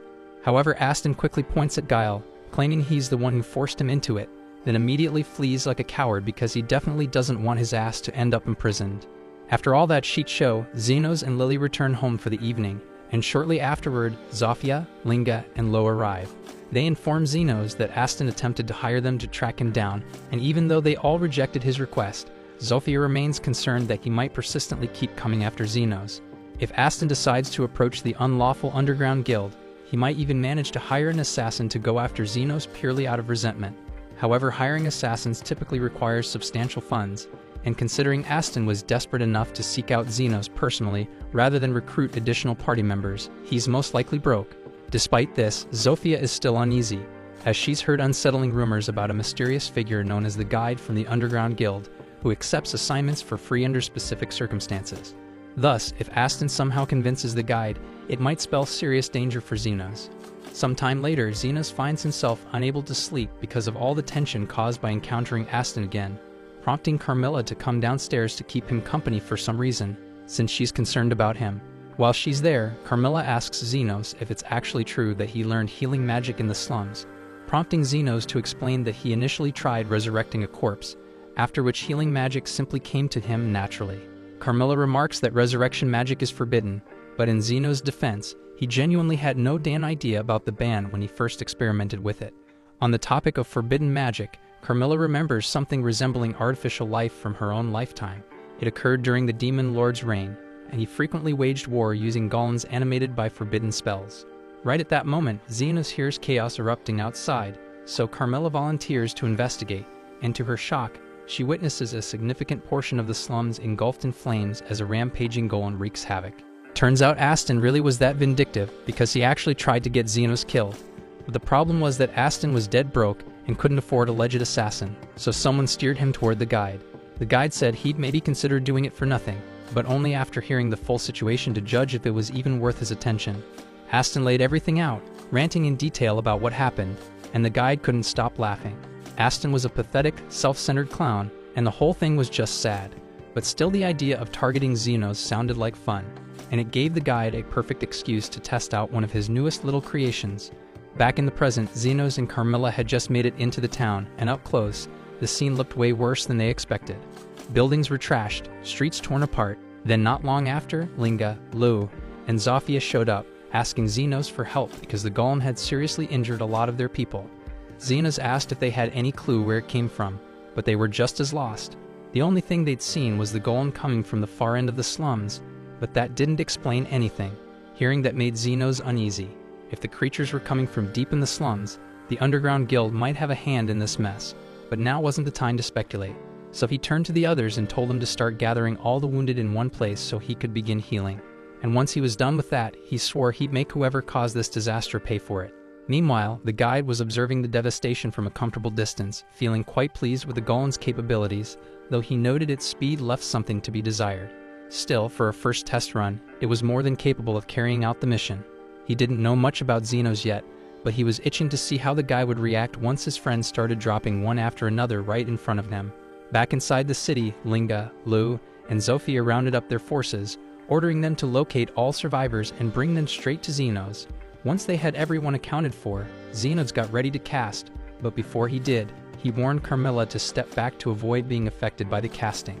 He then fired off high heel across the entire zone, and within moments, people who were on the brink of death were back on their feet, and Zenos told them to evacuate the area as fast as they could. He then moved around personally, healing anyone who hadn't been caught in the main cast range. And yeah, he was pissed. Not only had he been dragged out of bed in the middle of the night, but he also had to heal literal crowds of injured people, and there wasn't even a guarantee he was getting paid for this crap. But one thing was certain, that whoever controlled that golem was going to answer for this. But so far, they still had no clue who was behind it or why the attack was even carried out. Back with the guide, and he's honestly shocked that Zenos managed to save every single injured person, because he was almost certain that at least a handful would die in the chaos. Just by watching, it was obvious that Zenos was a top-tier healer, but even with all that power, unless he shuts down the golem, the destruction's just going to keep piling up.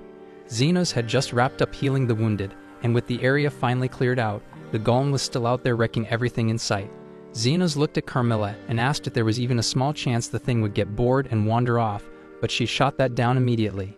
Golems are built to follow commands until the task is finished, and based on what they'd seen, this one had been told to tear the slums apart. It wasn't going to stop until everything was gone. What made it even worse was the fact that high-grade mana stones, the kind needed to make golem cores, were supposed to have been completely wiped out during the Great War. So by all logic, nobody should have access to something that rare anymore. Zenos had really been hoping to catch a break, but clearly that wasn't happening. He couldn't just stand around and let this thing keep trashing the place, so he'd have to take care of it now before the damage got any worse. Then the trio from Totally Spies stepped forward and offered to join him in the fight. But Zenos asked if they were sure, because he couldn't promise he'd be able to heal them mid-battle if things went sideways. They understood the risks, but they weren't backing down. This was their home too, and they weren't about to watch it get flattened. Zenos was glad to have them on board, but they couldn't charge in without a plan, so he turned to Carmilla and asked if she knew how to bring a golem down. She told him that unless they destroyed the mana stone powering the core, the damn thing would just keep getting back up no matter how much damage it took. That was bad news for Zenos, because he'd been hoping to sell the golem core later and make a little extra cash. But there was no other option, so he gave the order. Hit the thing with everything they had, and he'd handle the support, so the girls didn't waste a second and rushed in. As they advanced, Zenos buffed them with an agility spell to boost their movement speed, and right before they engaged, he followed up with a strength enchantment, and that gave them just enough raw power to blow out one of the golem's legs completely. The heavy chunk of enchanted stone shattered, and the golem lost its balance, slamming into the ground. But the wind didn't last, because the moment it hit the dirt, its core lit up, and before anyone could even take a breath, the golem started regenerating again. The golem then backhands Linga so hard that she gets launched straight through 3 buildings before crashing to a stop. Realistically, she should have had every bone in her body broken from that hit, but thanks to Zenos' magic, she walked away without a scratch. It had been a long time since Zenos had been in an actual fight, so he was a bit out of shape, but that was quickly wearing off. He just had to remember 2 things. First, if he strayed too far from the group, his enhancement spells wouldn't reach them. Second, since healing, speed, and power buffs each had a different cast sequence, he couldn't activate them all together, so he'd need to rotate them in real time based on the flow of combat. After a few minutes, Zenos picked up on the fact that the golem didn't regenerate instantly. If they hit it hard enough all at once, it would stay down, at least for a bit. He then shouted for the girls to break both its legs, and once they did, the thing started toppling over again, but just as it was falling, something went wrong. Zofia suddenly yelled that there was a kid trapped inside one of the nearby houses, and the golem was going to crush her. Zenos tried to reach her, but she was too far. He couldn't throw a protection spell across that distance in time, so he sprinted toward her, hoping to pull her out, but he didn't make it, and the girl should have been dead. But then somehow the golem stopped itself mid-fall and avoided hitting her. That wasn't normal, because golems weren't built to care, and according to Carmilla, they didn't have the cognitive ability to protect people, so something was clearly off about this one. Zenos scanned the construct, and there it was. Aston was trapped inside. The guide was genuinely caught off guard by how fast Zenos put the pieces together. Still, he didn't care, because Zenos knowing wouldn't change a damn thing. The mana crystal he used was flawed. It couldn't make a standard golem on its own, so he used a human as the core instead, and Aston had been the perfect lab rat. The guide lured him in, planted the crystal in his chest and used him to generate a functioning golem core, and from that point on, Aston and the golem became permanently fused. Now the guide was watching closely, curious to see how Zenos would react. After saving all those lives, would he really be able to kill someone? Zenos took a long breath, then calmly told the others to clear the battlefield. The girls hesitated because they didn't understand why Zenos wanted them to back off when they were seconds away from finishing the fight. But now that Zenos knew what was truly happening, he realized this wasn't something they could handle together, and was something only he could face. Although they didn't grasp the full situation, they trusted Zenos' judgment, and without question, they withdrew from the field, giving him the space he needed. Once the others had cleared the area, Zenos faced Aston and said it was time to end this, once and for all. Their whole connection started when Aston picked him up out of the slums, but even back then, it was all self-serving. Still, the moment he saved that little girl, something shifted. Zenos remembered what Guile had once told him. Aston's obsession with wealth and power stemmed from a tragic past. When Aston was a kid, his little sister died because he didn't have enough coins to pay a healer, and since then, he'd been chasing money and control like a man possessed. That girl must have reminded him of his sister, which is probably why he instinctively intervened. It doesn't make up for all the crap Aston's pulled, but it makes Zenos wonder maybe there's still a sliver of humanity buried in there somewhere. But right now, Aston was out of his damn mind, and Zenos didn't have time to figure out if he could be saved, so he pulled out his scalpel. Aston then tried to crush him on the spot, but Zenos dodged and morphed the scalpel into a blade, slicing clean through both of Aston's arms. He then leaped into the air and tore open the golem's chest, exposing Aston's real body. He hated doing this, but he had to make sure Aston couldn't cause any more chaos, so he slashed him across the torso. The guide watched in silence, genuinely surprised that Zenos had gone through with it so decisively. But then again, based on what he'd heard, Aston had treated Zenos like crap for years, so maybe this was personal or even revenge. But that wasn't it, because what Zenos was actually doing was way more precise. He was targeting only the parts of Aston that were fused to the mana core. He was surgically severing them, not killing. And once those parts were cut, Zenos moved in and started healing Aston's body. The guide was stunned because pulling off something like this took ridiculous precision and focus, and the guy had just healed a whole damn city not 10 minutes ago. Zenos himself didn't even care that much if Aston lived or died. He wouldn't lose sleep either way. But somebody had to pay for the destruction, and he knew damn well Aston was too broke to pay for the damages himself. So he refused to let him die, not until he spilled the name of the person who created the golem. And even if Aston was a piece of shit, Zenos couldn't ignore the fact that if he hadn't received that severance coin, he never would have been able to save Lily, and his clinic wouldn't exist today. And more importantly, Zenos had made an oath to save as many lives as he could, and that oath extended even to Aston. Zenos then raised his blade one last time and brought it down on the mana crystal, shattering it completely and freeing Aston from the golem once and for all. Things finally calmed down after all the chaos, and once Aston came to, the full weight of everything hit him. For the first time, he really understood how insane Zenos' abilities were. While trapped inside the golem, Aston had stayed partially conscious, just enough to witness Zenos coordinating the leaders mid-fight like some kind of battlefield tactician.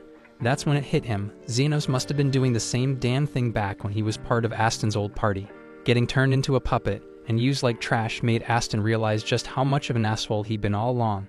He knew no apology in the world could erase the crap he pulled, but still he had to try.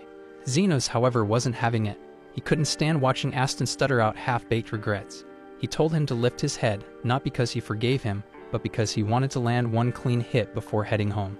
He'd been dying to clock Aston in the face for years now, and knocking out a half-conscious guy just wouldn't have felt satisfying. But that he was awake, though there was nothing stopping him. So Zenos quietly cast a 10x strength buff, stepped forward slowly like a man walking toward destiny, and unleashed the most cathartic punch of his entire life. Aston went down cold, and a few hours later, Aston woke up with a pounding headache and Krishna standing over him. She calmly informed him that she'd already bumped into Zenos earlier, so she had a pretty good idea of how everything went down.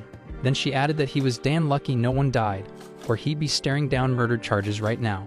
That said, she was still placing him under arrest for a whole list of things: property damage, assault, and somehow, public indecency, because apparently Zenos' punch had knocked every last piece of clothing clean off his body. And she also mentioned that Zenos left a few parting words for him. The first message: Zenos had taken Aston's sword while he was unconscious. It was a well-crafted blade, and selling it should be enough to cover all the damages he caused.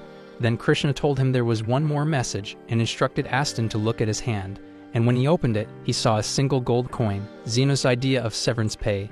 So that was it, and with that coin, Zenos never wanted to see or hear from him ever again. Aston sat there, eyes to the ground, feeling completely gutted. He knew damn well he deserved it, but now he really had nothing left. Then we see that after everything that went down, Zenos could barely stand. His legs were jelly, and he was clearly running on fumes. The others offered to carry him home, but he insisted they didn't have to. He figured they were just as wiped as he was. Still, the girls didn't listen. After all the times Zenos had carried them, literally and figuratively, it was their turn to return the favor. Meanwhile, back at the clinic, Carmilla had already filled Lily in on everything that had happened. So when Zenos finally arrived home, Lily greeted him warmly and asked if he'd like a cup of warm tea. Then Krishna comes in and says that she threw everything she's got into tracking down whoever was responsible for the golem incident, but she's hit a dead end. The only lead she's managed to uncover is that he is someone known as the Guide, and from what she's gathered, the guy's so unreachable. She tried retracing Aston's steps to the spot where they supposedly met, but when she arrived, the whole area had already been wiped clean like it never even existed. Zofia also tried asking around the underground guilds, and from what little she picked up, the Guide has only recently started making appearances there. Besides that, nobody has a clue who he is, so interrogating the locals won't get them anywhere. Krishna says she's classifying the Guide as a high-priority threat, but judging by how carefully he covered his tracks, she doubts he'll be showing his face again anytime soon. That said, Zofia isn't buying it because people like him don't just vanish unless they've got something massive cooking behind the scenes, and if that's true, it better be ready for whatever hell he's planning to unleash next. Krishna tells her to quit jumping to conclusions since they don't have solid evidence that the guy will come back, but Zofia fires right back, pointing out that Krishna was doing the exact same thing a minute ago. Zenos sighs and tells both of them to chill before they start another argument, then asks Krishna why she's sitting way over at the opposite end of the room from everyone else, because trying to hold a conversation like this is a nightmare. Krishna says that while she appreciates Zofia's help during the golem incident, she can't be seen casually hanging out with demi-humans like this, not while she's still a royal knight. Zenos can already tell this is about to spiral, and he wants none of it, so he shoves the whole group out the door and tells them not to come back today unless they're bleeding. Once everyone's gone, Zenos drops into his seat and tries to unwind, but then Lily shyly walks over and says she's got an idea. She knows he must be wiped out after burning so much mana during the golem fight, and she's just about to suggest going to a hot spring together when suddenly Zofia barges back in and beats her to it, loudly inviting Zenos to join her for a hot spring trip to cool off. Zenos figures it might be a nice way to switch things up from his usual schedule, so he agrees, and Zofia leaves with a big grin on her face, and Lily is left speechless. Not long after that, Linga shows up. She glances around quickly to make sure the coast is clear, then leans in and asks Zenos if he wants to go hit up the hot spring with her. Zenos is still very much down for the hot spring idea, but he can't really say yes because Zofia already asked him first, but before he can even explain, Linga just smiles and says she'll catch him there, then heads out. Moments after that, Lo arrives and Zenos doesn't even need her to speak because he already knows exactly what she's about to say. Sure enough, she came to ask him to go to the hot spring too, and when Zenos reacts like he saw it coming, Lo takes it as confirmation and cheerfully says she'll see him there. Then a little while after that, the exact same damn thing happens with Krishna. By this point, Zenos is seriously starting to wonder what the hell is going on, and why everyone is suddenly acting like the hot spring is some kind of romantic battlefield. That's when he remembers Lily was about to ask something earlier before the others barged in, but now she just stands there quietly, clearly embarrassed, and Zenos doesn't push it. She doesn't say a word, but it's obvious she was going to invite him too. Meanwhile, Carmilla heard everything from the other room. She's cracking up, watching Lily lose her shot after working up all that courage. Zenos of course has no clue what she's laughing about. Still, Carmilla figures things are bound to get fun over at the hot spring, and she's not about to miss out. It's been a long time since she got to relax at one anyway, so she announces she's coming too. Some time later, Zenos is finally chilling in the bath when Zofia struts in. He immediately tells her she's in the wrong spot and this is the men's side, but Zofia waves him off and says it's fine. She hung a fake out-of-order sign outside, so they shouldn't be interrupted. Zofia came in ready to seduce him, no shame about it. But instead of going full force, she decides to play it casual and strike up some small talk while they sit in the water. She mentions how people keep saying she's different ever since she met Zenos, and he admits it's true, she's way less hostile than she used to be. Still, that doesn't change the fact that she's way too close for comfort right now. Zofia was hoping to catch him off guard and slide right into his arms, but Zenos notices, so she gets impatient and tries to wriggle her way in. Just then, Linga barges in and calls her out for jumping the line, accusing her of sneaking in just to get alone time with Zenos. But let's be real, Linga's here for the same thing.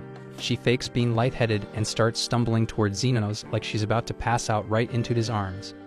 But Zofia isn't having it and grabs Linga mid-fall, and the two immediately start grappling like a pair of jealous cats.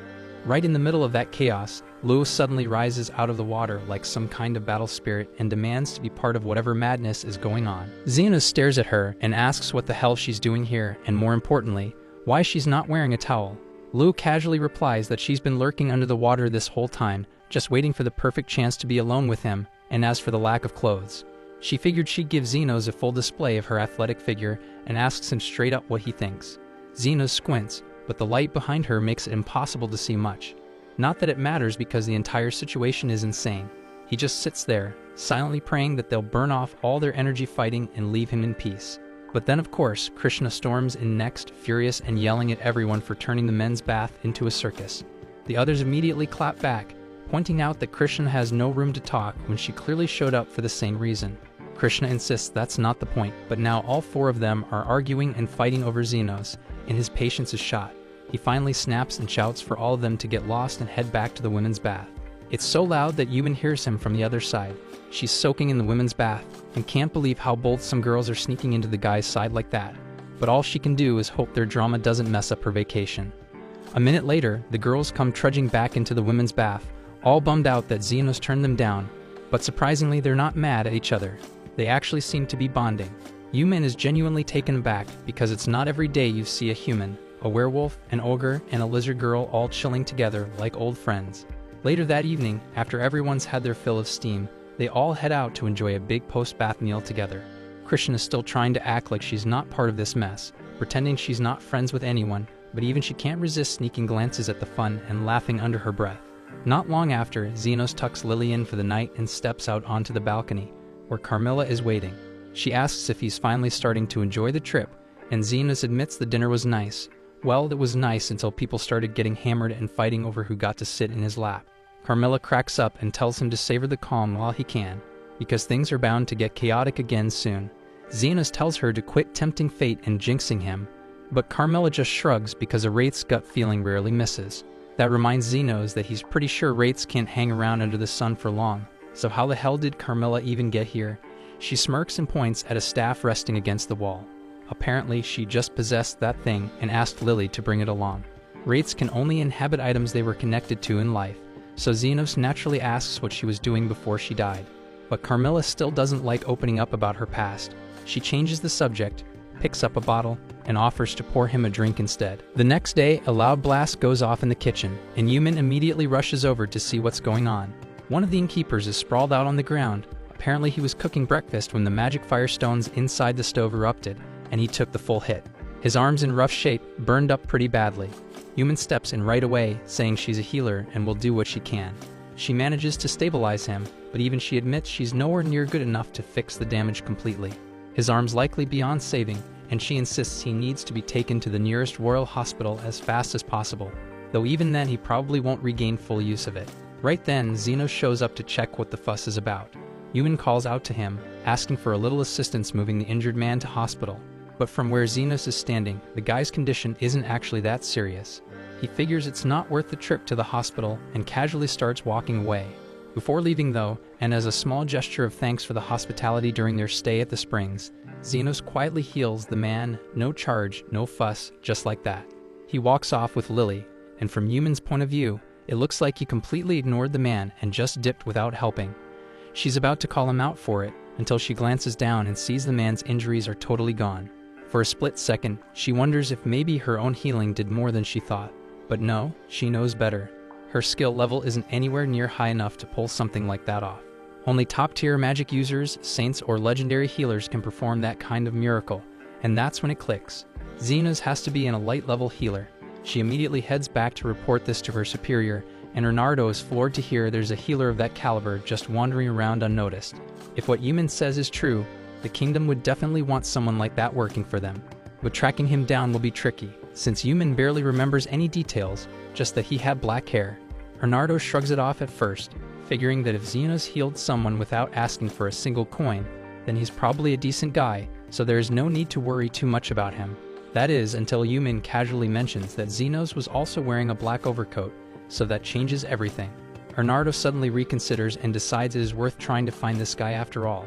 Yumin's cool with the idea, but asks how he plans to pull it off, so he takes a moment to think it through. If Zenos has no official registry or license, that must mean he's unregistered and probably working somewhere deep within the slums. Which works just fine, because Bernardo already has the perfect plan to smoke him out. Later that afternoon, Zahn barges into Zenos' clinic, dragging a half-conscious Bernardo behind him and frantically asks for help. He doesn't know who this guy is, but he suddenly started coughing up blood and collapsed, so Zahn brought him straight here. Zenos quickly warns everyone to keep their distance, just in case it's contagious, and begins a quick diagnostic scan. What he sees isn't pretty because the man's lungs are wrecked, and it reminds Zenos of the symptoms seen in red lung syndrome, so he tells Lily to back off just to be safe. That disease wiped out tons of people back in the day, and it spread fast, but it was supposed to be extinct after the cure was created, so Zenos has no clue how this guy caught it. Suddenly, Bernardo sits up, completely alert, and casually compliments Zenos on how fast he nailed the diagnosis. He introduces himself as a senior healer from the Royal Hospital, although he admits he's not exactly known for his healing magic skills. Right then, Yumin rushes into the room, panicking, and starts scolding Bernardo for doing something as reckless as faking a deadly illness just to meet Zenos. But Bernardo insists he had no other option if he wanted to see him face to face, and besides, the fake illness is starting to seriously suck. He pulls out a vial from his coat and downs the contents, explaining that it's an antidote. He had taken a self-engineered drug earlier that mimicked the symptoms of red lung, knowing it would prompt the locals to bring him straight to Zenos' door. But it's fine now because he's already neutralized the effects. Zenos asks why he even has something like that, and Bernardo says he made it years ago when he was experimenting with red lung strains during the vaccine trials. Hearing this, Zenos immediately realizes that who he's talking to is the doctor responsible for developing the red lung cure, the same one who earned the elite healer title for saving thousands. That aside, Bernardo explains the real reason he wanted to find Zenos was because the way he was described, especially the black coat, because it's reminded him of someone he once knew. He asks where Zenos got it, and Zenos tells him it belonged to his teacher, though he doesn't know where his teacher is now. Moving forward, Bernardo says he's here to offer Zenos a spot working at the Royal Hospital. There's a tricky situation developing, and he could really use someone with Zenos' level of expertise. But then the girls show up, clearly having heard there was some sketchy stranger bothering him, and they're ready to throw hands if needed. Bernardo calmly reassures them that he didn't come here to drag Zenos off against his will. He just wants to extend an offer, plain and simple, and Zenos seems fine with the idea. Zofia gives him a look and asks if he's really going through with it, but Zenos nods and says it's the right move. Now that the Royal Hospital knows about his little underground clinic, it's better to have someone like Bernardo on his side. Plus, when red lung was still spreading, Bernardo personally made sure to deliver free doses of the vaccine to the slums, and that act makes him a good person, so Zenos sees him as someone worth trusting. The next day, as part of the arrangement, Zenos joins Bernardo and Yumin on a trip to the Royal Hospital, and he's honestly taken aback by how massive the Royal Hospital is. After winding through the halls, they arrive at Bernardo's office, and once Zenos gets comfortable, Bernardo wastes no time and starts explaining the job he's got lined up for him. Apparently, there's been a recent wave of disappearances, and he wants Zenos to look into it. Zenos doesn't have a problem taking the job, but he points out that reconnaissance isn't really his strong suit, so he asks Bernardo if he's sure he wants someone like him handling this kind of work. Bernardo explains that, as a newly appointed member of the Royal Hospital, Zenos will have access to several specialized programs, so gathering intel should be relatively easy. Still, Zenos is worried that if he attracts too much attention, someone might eventually uncover his identity. Bernardo tells him not to stress about it because he's already built a backstory for Zenos. From now on, if anyone asks, Zenos has just returned from studying abroad. Zenos isn't totally convinced that will fly, especially with other skilled healers around, but Bernardo says as long as he's vouching for him, no one's going to dig any deeper. After that, Yumin escorts Zenos to the hospital dorms where he'll be staying for the next few weeks, and to his surprise, he finds Lily already waiting for him. He immediately asks what she's doing here, and Yumin explains that Bernardo signed off on the paperwork to let Lily move in. According to hospital policy, healers are allowed to live with family members or spouses, so Lily teases that this makes her Zenos' wife now. But in truth, Yumin just listed her as Zenos' younger sister. She's the one who pushed for Lily to come here in the first place, since she figured Zenos would be more comfortable having someone familiar nearby. And honestly, he was nervous about leaving Lily behind, so he appreciates the gesture. Then, Human steps out to give Zenos time to settle in, but right after she leaves, Carmilla appears as well. Zenos understands why Lily's here, but he can't for the life of him figure out why Carmilla would come all the way to the capital. Not that she has much of a reason, she just enjoys messing with Zenos, since crazy things tend to happen whenever he's around. Zenos points out that with all the healers in this building, she's risking getting exorcised if anyone spots her. But Carmilla doesn't seem even a little concerned because aside from Zenos, there really aren't many healers here powerful enough to exorcise her anyway. A little later, Zenos is sitting in the cafeteria with Human, and she asks how he's settling into the new place so far. Zenos says it's not too bad, but things are about to get hectic, and he still has no clue how to go about getting an official healing license. Human says she can walk him through the process since she knows how it works. First, you have to pass a healer aptitude test. If you do, you get accepted into the Royal Healing Academy. From there, it's years of brutal studying, and if you survive that shit, you can take the final exam to earn your healer license. That sounds like a nightmare, so Zenos can't believe there are people actually willing to go through all that, but Human says that's just the beginning.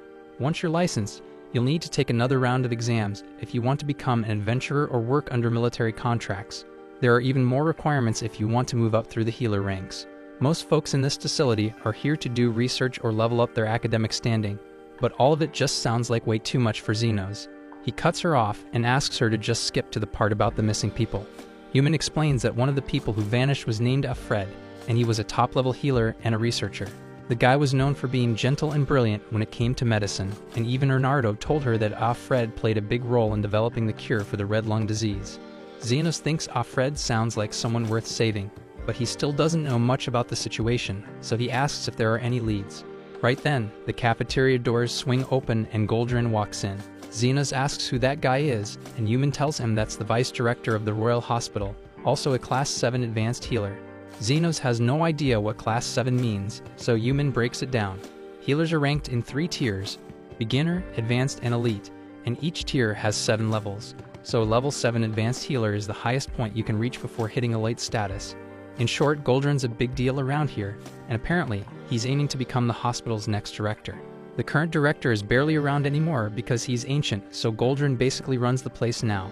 But under his leadership, things have shifted a lot, but not necessarily for the better.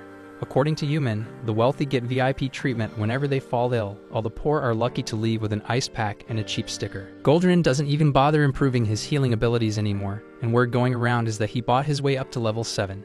Zenos has a pretty solid grasp of what kind of guy Goldrin is, and honestly, he'd prefer to stay far away from him. But dodging him isn't really an option, since Human believes Goldrin might actually be involved in Alfred's disappearance. Goldrin's known for pulling in every skilled healer he can find to boost his image, and Alfred was one of those standout talents. Zenos asks if Goldrin has ever made a public statement about Alfred vanishing, but apparently he denied having anything to do with it. Zenos gets what needs to be done, but the question is, how the hell is he supposed to get close to someone that high up the ladder? But Human says not to stress about it. If Zenos shows off his insane healing skills during one of the hospital's programs, then Goldrin's bound to notice him sooner or later.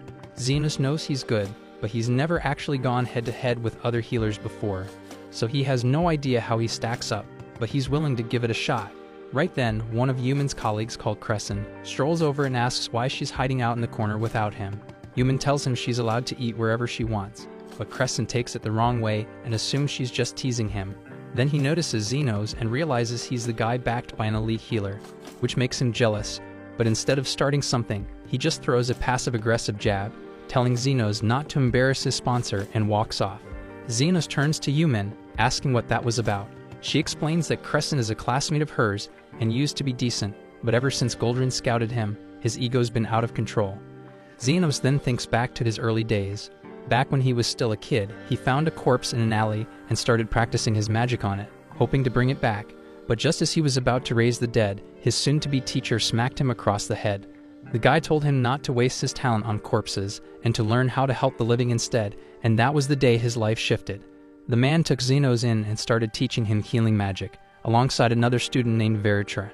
In just 1 year, both of them were already skilled enough to treat serious wounds. But even then, their teacher warned them, healing a few cuts and bruises is just beginner-level work. you're still a third-rate healer until you learn what healing really means. Back in the present, Zenos is sitting in on his very first lecture at the academy, and the topic for the day just so happens to be undead creatures. As the professor dives into the lesson, Zenos is kind of impressed, not because he's learning anything new, since he picked all this up back during his adventuring days, but the way the material is being broken down makes it easy even for someone without field experience to follow. The instructor then opens the floor for questions, and one of the students raises a hand to ask about wraiths. Unfortunately, the professor doesn't have much to offer on the topic. All he really says is that wraiths sit at the top of the undead hierarchy. Encounters with them are rare, and in most cases, they end with the entire adventurer party getting wiped out. His advice is to run, especially if the wraith is capable of speech. That level of intellect usually means you're dealing with something terrifyingly strong. Zenos is kind of thrown off by that, considering he literally has a talking wraith living at home with Lily. He never realized Carmilla was that dangerous, but yeah, he's not about to say anything and cause a panic. The professor then asks if anyone's actually gone up against the undead before. The first to jump up is of course Crescent. He introduces himself with way too much flair and brags about how he used to be an adventurer and has taken out about 30 ghosts. That gets the class excited, so they all start clapping and hyping him up, which just feeds his ego. Then he notices Zenos isn't clapping and decides to target him, asking how many ghosts he's exorcised. Zenos could easily take on 50 in one go if he really pushed himself, but he doesn't want to draw attention, so he casually says he's handled 30 before. Crescent immediately calls BS, but Zenos holds his ground, clarifying that yeah, he's fought 30 ghosts at once, and the room goes dead silent. The others are in shock, trying to process what he just said. Someone asks him how the hell that's even possible, and Zenos explains that he once wandered into a haunted labyrinth and got swarmed, so he just spammed healing spells until everything was wiped out. That's when the class realizes he's talking about the Garmenton Labyrinth, a place so dangerous that even gold-class adventurers usually avoid it, so the room goes nuts. Everyone's seriously impressed, except for Crescent, who just sulks in disbelief, still convinced Zenos is lying because there's no way he got upstaged like that. The focus of the next lecture is on magic circles, and Crescent deliberately picks the seat right next to Zenos, determined to prove he's better. Zenos never really cared much for magic circles and always thought they were kind of pointless, but he still has to sit through the class. The professor draws one on the board and then asks if anyone wants to volunteer and recreate it in front of everyone. Crescent shoots his hand up and walks confidently to the front, clearly trying to show off. He draws a perfect magic circle for a basic healing spell, and the professor praises his precision. Then Crescent grins and tells the professor that Zenos would also like to give it a shot. Zenos never planned to participate, but now he's been dragged into it. Like he said before, magic circles were never something he paid much attention to, but he does remember one weird circle his master showed him years ago, so he walks up and draws it. Crescent starts laughing because the circle looks nothing like what's in the textbooks, but when the professor sees it, he stops cold, completely stunned. What Zenos drew isn't just basic healing, it resembles a regeneration circle, but it's different. Zenos confirms that it is a regen-type circle, but it's an odd one. If someone's missing several fingers, this spell will randomly grow one back. It's overly complex and burns through a ton of mana, way more than most healers could ever handle. But Zenos activates it with ease, even admitting it's kind of useless to him since he can grow fingers back faster with his own methods. The professor quickly realizes Zenos isn't just talented, he's on another level. He immediately invites him to join his research group, but Zenos respectfully declines. Meanwhile, Crescent is sitting there seething from all the attention Zenos just stole from him. Later that same day, word about this gifted student reaches Goldran. Supposedly, he's strong enough to wipe out 30 ghosts in one go, but Goldran doesn't have time for rumors. Then another staff member rushes in with news that several undead have been spotted around the cemetery. That gives Goldran an idea. He'll send Zenos to deal with it, and if the kid really is that good, then maybe he'll consider bringing him in. That night, Zenos is sent out with a squad of students for an exorcism mission, Crescent included. Crescent takes charge, leading the others in, but they end up surrounded fast, and Crescent starts to lose it. Just as things are about to go sideways, Zenos casts a powerful healing spell and wipes out every ghost in an instant. Zenos tells everyone they did a solid job dragging the ghosts out so he could finish them off. But before he even wraps up his sentence, Crescent cuts in and claims credit for the powerful heal spell. The rest of the students are clueless about what really happened, so they believe him when he says he's the one who saved the day. He even tells them to go brag to their professors about how amazing he is. Then he strolls over to Zenos and flat out says he's never going to acknowledge his skills. Zenos honestly couldn't care less about Crescent's desperate need for attention, but if Crescent really wants to be the hero, he shouldn't leave just yet because the real threat hasn't even shown up. Crescent has no idea what the hell Zenos is talking about, but a few seconds later, the ground tears open and a massive zombie king climbs out. The students are in disbelief that something this dangerous actually appeared, but they're still not too worried. After all, they figure Crescent will handle it, and he's going to be doing it alone because there's no way any of them are going near that damn thing. Human and Zenos could step in, but they'd rather not get in Crescent's spotlight, so they decide to just sit back and see how things play out. To give him some credit, Crescent does make an attempt. He tries blasting the zombie king with his strongest heel, but it barely makes a dent. There's no way he can win this fight, but his pride won't let him back down, so he just keeps running in circles trying not to get flattened. While all this chaos is happening, Human tells Zenos that powerful undead tend to draw in weaker ones, so chances are the ghosts from earlier were just following the zombie king's lead. But Zenos feels like there's something more going on here. Anyway, Crescent is getting smacked around pretty hard now, and Zenos thinks it's time to jump in. But Human stops him for a moment. She still cares about Crescent, but she wants him to learn a hard lesson first. Crescent's been holding his own by spamming heal spells every time he slams into a wall, but eventually the zombie catches him. And just when it's about to eat him, Zenos steps in. He gets ready to use one of his best spells, and when it's charged, he fires off Mega Heal. A blinding light floods the battlefield, and a surge of pure healing energy scorches the decaying monster down to nothing. And now that the zombie king is reduced to dust, the job is finally done. But Human's earlier comment about undead being drawn to stronger undead starts eating at Zenos, and it doesn't take long before he figures out that Carmilla is the real reason those ghosts and that zombie showed up here in the first place. Sometime later, Zenos returns home and casually asks Carmilla if she has any idea what's behind the sudden rise in undead sightings nearby. But honestly, she's completely clueless and had no idea she was drawing in that kind of trouble. Looking a little uneasy, she glances at him and asks if he's thinking about throwing her out because of it. Zenos pauses, weighing the situation. Given how her presence seems to influence the surroundings, he figures it might be smarter and safer to let her near him. Carmilla's face goes bright red hearing that because no one's ever said they wanted her around in her entire undead existence. So she promises to stick by Zenos' side from now on, but she makes it very clear she's still gonna mess with him whenever she gets the chance. The following day, Crescent checks in with his supervisor, who's eager to give him props for how he handled the recent exorcism. Word is, Crescent took out all those monsters with one massive spell, but Crescent knows that wasn't him, and Zenos who did everything. The supervisor even says that since Zenos didn't stand out, it means the rumors must be exaggerated, so he won't be getting into Goldrin's group after all. Crescent could have kept quiet and walked away with all the glory, but the guilt's eating him alive, so he finally speaks up and tells the truth. Zenos was the one who took out the undead and the zombie king, and he saw it with his own eyes. After that, he leaves the office feeling like crap because his reputation probably took a serious dive for admitting he lied. But Zenos saved his ass, and now that he's come clean, Crescent's confident Zenos will get into the research lab. So as far as he's concerned, that makes them even. Later on, Bernardo swings by with a smile and tells Zenos that Goldrin's research team has officially reached out, and they want to meet with him. Zenos is glad to hear it, but he's also a little shocked, since he figured Crescent would have taken credit for everything. Still, it means he's cleared the first hurdle in getting close to Goldrin, which is a big step. Bernardo tells him not to celebrate yet because there's still an interview with the professor, and that's going to be a whole other challenge. Zenos doesn't get why there are so many hoops to jump through just to join a research faction, but Bernardo explains that Goldrin's got a lot of influence, and he's picky about who he brings in. Zenos then asks why Goldrin has that much pull to begin with. If he's just another advanced healer, shouldn't someone like Bernardo, who's ranked even higher, be the one with more clout? Bernardo laughs and says titles don't always mean much when it comes to real power, especially in his case, since he earned his rank from breakthroughs in drug research, not political strength. Zenos doesn't really get the political side of things, but he says he's heading out to answer Goldrin's summons, and the others wish him luck. He finally shows up to the meeting room, and after Goldrin gives a quick intro, the very first thing he asks is what Zenos brings to the table.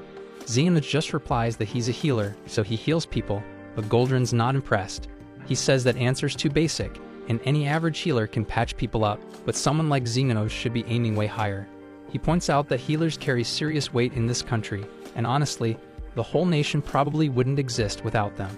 Still, it's the elites who get to benefit the most from all that work. That's exactly why Goldrin's goal is to break into the upper ranks, not because he wants to make the world better, but because he wants to cash in on the same system. He believes a person's worth is tied to how useful they are, and he's not interested in wasting time on people with nothing to offer. Once he's done laying out his twisted philosophy, he tells Zenos to recreate the same magic circle he showed off in class so he can evaluate him properly. Zenos has no idea how this helps, but he goes along with it anyway. When Goldrin examines the circle, he stands up and says that starting from tomorrow Zenos is officially part of his lab. The next morning, Zenos is walking through the halls when Goldrin's research group marches past him in a line. He spots Crescent at the back, and Crescent waves him over, telling him to hurry up and join the line. With a grin, Crescent welcomes him to the group, but reminds him that since he got in first, Zenos better show some respect to his seniors. After all, the only reason Zenos made it in is because he put in the good word. Zenos asks why he even bothered telling the truth back then, since keeping quiet would protected his rep. Crescent admits it was partly guilt, but also because he figured riding Zenos' wave might work out in his favor. Zenos respects the honesty at least, but right now, he's wondering what's up with this weird line. Crescent explains that it's part of Goldrin's usual routine, his daily patient rounds. Zenos asks if they really need a whole squad just to check on one person, but it's more about appearances. Goldrin only visits VIPs with influence, so showing up with a crowd makes a statement. Zenos didn't join for this though because he's only here to dig into Goldrin's secrets, and he can't do that from the back of the pack, so without saying a word, he starts heading straight for the front. The patient tells Goldrin that his foot has been killing him since yesterday, so Goldrin takes a quick look and sees it's just a basic sprain. He says he'll only need 3 assistants for this one. Zenos doesn't know what that means at first, but then watches Goldrin cast a spell and pull energy straight out of 3 of the students standing nearby. He funnels that energy into the man's foot to heal it, and while it works, the students used in the process are clearly affected. Zenos quickly heads back to Crescent and asks what kind of spell Goldrin just used. Crescent explains that Goldrin's specialty is a type of magic called health transfer. It lets you shift life force from one person into another, which makes it possible to heal big injuries even if the caster isn't that strong. So if someone's hurt, you can basically donate vitality from other people to speed up their recovery. For more severe wounds, the spell needs a lot more life energy, so they usually spread the cost out among multiple people, and the usual downside is just a bit of fatigue. Zenos finds that pretty fascinating, and it definitely explains why Goldrin surrounds himself with so many healers. But Crescent tells him that's not the full story. There's word going around that Director Shalbard might be stepping down soon, and Goldrin is already trying to lock in votes for the next leadership race. Zenos thanks him for the info, and while they're talking, he decides to ask if Crescent's ever heard of a guy named Fred. Crescent nods and says he knows the guy, but he never really liked him. Fred got invited to one of Goldrin's fancy dinner parties and then just vanished. Zenos asks what kind of party that even is, and Crescent says Goldrin throws these exclusive dinners for his top-tier subordinates, and it's a big deal to get invited. But after that night, no one's seen or heard from Fred again. Zenos later fills Ernardo in on everything, thinking this might be enough, but Ernardo tells him they're not even close. What they have confirms Goldrin was probably tied to Alfred's disappearance, but it's nowhere near enough to prove it. He needs Zenos to climb higher, earn Goldrin's trust, and get invited to one of those dinner parties. If he can pull it off, Ernardo even promises to pay him more. Zenos agrees to keep digging, even though he was hoping to head home, but on one condition. Once this whole thing is done, Ernardo has to come clean about everything he knows about Zenos' old master, whatever the result is. At the same time over in the slums, Linga is busy messing with the lock on Zenos' clinic door, and after a bit of effort she finally gets it open. She came by to tidy the place up for him while he's away. But hey, if she ends up sniffing a few of his belongings while she's here, that's her business. Just as she's starting to look around, she picks up on someone else's presence, so she gets ready to throw hands, but it turns out to be Zofia. They both demand to know what the other is doing here, but Linga quickly catches sight of the mop Zofia's holding, so clearly they had the same plan in mind. A few minutes later, Lo straight up busts the damn door down again because she also showed up with cleaning on her mind. Zofia and Linga kind of figured she'd turn up eventually, though they really wish she didn't have to destroy the door in the process because it's just more work for them now. The following morning in the capital, Zenos catches up with Crescent, who tells him he's just scored the huge honor of babysitting Goldrin's precious dog. In truth, Crescent is just dumping his pet-sitting job onto Zenos, but Zenos can't help but question if Crescent is actually doing any real research at all. Crescent explains that Goldrin's busy holding a private meeting with the 7 top noble houses he's been buttering up, which is why they're stuck watching his dog. Crescent doesn't really mind though, because he figures this is all just part of working his way into Goldrin's inner circle. Zenos asks if he's seriously gunning for a promotion, and Crescent says that's the whole point. Once he climbs high enough, he'll be living the high life with all the luxuries that come with it. Zenos seems thrown off, since he figured most healers got into the field because they actually wanted to help people. In a perfect world that'd be true, but Crescent tells him things don't work like that. He admits that there was a time when he dreamed of curing the sick and saving lives, but his healing magic has limits, and it can't fix everything. And since he can't save everyone, he'd rather use his skills to secure money and women and comfort for himself. In other words, living every man's dream. Right then, a guy named Bond strolls over and asks Crescent if he's stuck on dog duty for Goldran again. Crescent brushes it off, saying he's just doing what he's gotta do, but Bonds doesn't buy it. He tells him it's gonna take way more than brown-nosing Goldran if he actually wants to move up in life. After tossing that bit of wisdom, he walks off, and Zenos turns to ask who the hell that was. Crescent says Bonds is Goldran's first secretary, though Zenos finds it hard to believe someone that reckless could even hold a position like that. Crescent gets the reaction, but apparently, Bonds landed the position thanks to being an old buddy of Goldran's, so now he just coasts by without doing much of anything. Right on cue, Bonds suddenly yells out Crescent's name, probably because he overheard him talking smack, and without warning, he hurls a bottle straight at him. Lucky for Crescent, Bonds is too drunk to hit the broadside of a barn, so the bottle completely misses him, but it crashes right next to Goldran's dog and spooks her so bad she bolts. Crescent panics because if he loses Madam Milk, he might as well start digging his own grave, and Goldran would absolutely murder him. He dashes after her, but the moment Milk rushes into the road, a carriage flies by, and bam, she gets hit. Crescent rushes over and immediately tries to heal her. He throws a high-tier healing spell at her injuries, but even after all that, Milk is still squashed like a meat pie. Zenos checks her out and tells him not to panic because he stopped the bleeding, so she'll live. But Crescent is losing it because that's not enough. Even if she survives, she's going to have scars, and the only reason Goldran loves this dog is because of how perfectly fluffy and flawless she is. So if he sees her like this, Crescent's finished. Zenos doesn't want the guy to get screwed over, so he raises his hand and starts working his own healing magic on Milk. Crescent tries to stop him, saying it's a waste of time. Sure, Zenos has insane power because he did wipe out a zombie king after all, but this kind of healing takes serious skill, and regenerating skin without leaving a mark is something only top-level healers can do. But while Crescent's busy running his mouth, Zenos has already finished. Milk's totally fine, no bruises, no cuts. Hell, even her ribs are as good as new. She's basically perfect again, like nothing ever happened. And Zenos just tells him she should still take it easy for the rest of the day. A while later, Zenos heads back home and finds Yumin already there waiting for him. He asks if something's up, and she says she just wanted to see if he'd take a walk with her. Zenos didn't expect that, but he agrees, and once they're out in the woods, he asks if there's something on her mind. She turns toward him and says she wants to apologize because if she wasn't so useless, maybe she could have caught Goldran's eye, and then Zenos wouldn't be stuck in this mess. Zenos tells her she doesn't owe him any apology, since Renardo's already compensating him, and honestly, if it wasn't for this whole setup, he wouldn't have even gotten through the gates of the Royal Hospital, let alone gotten a shot at digging into his master's past.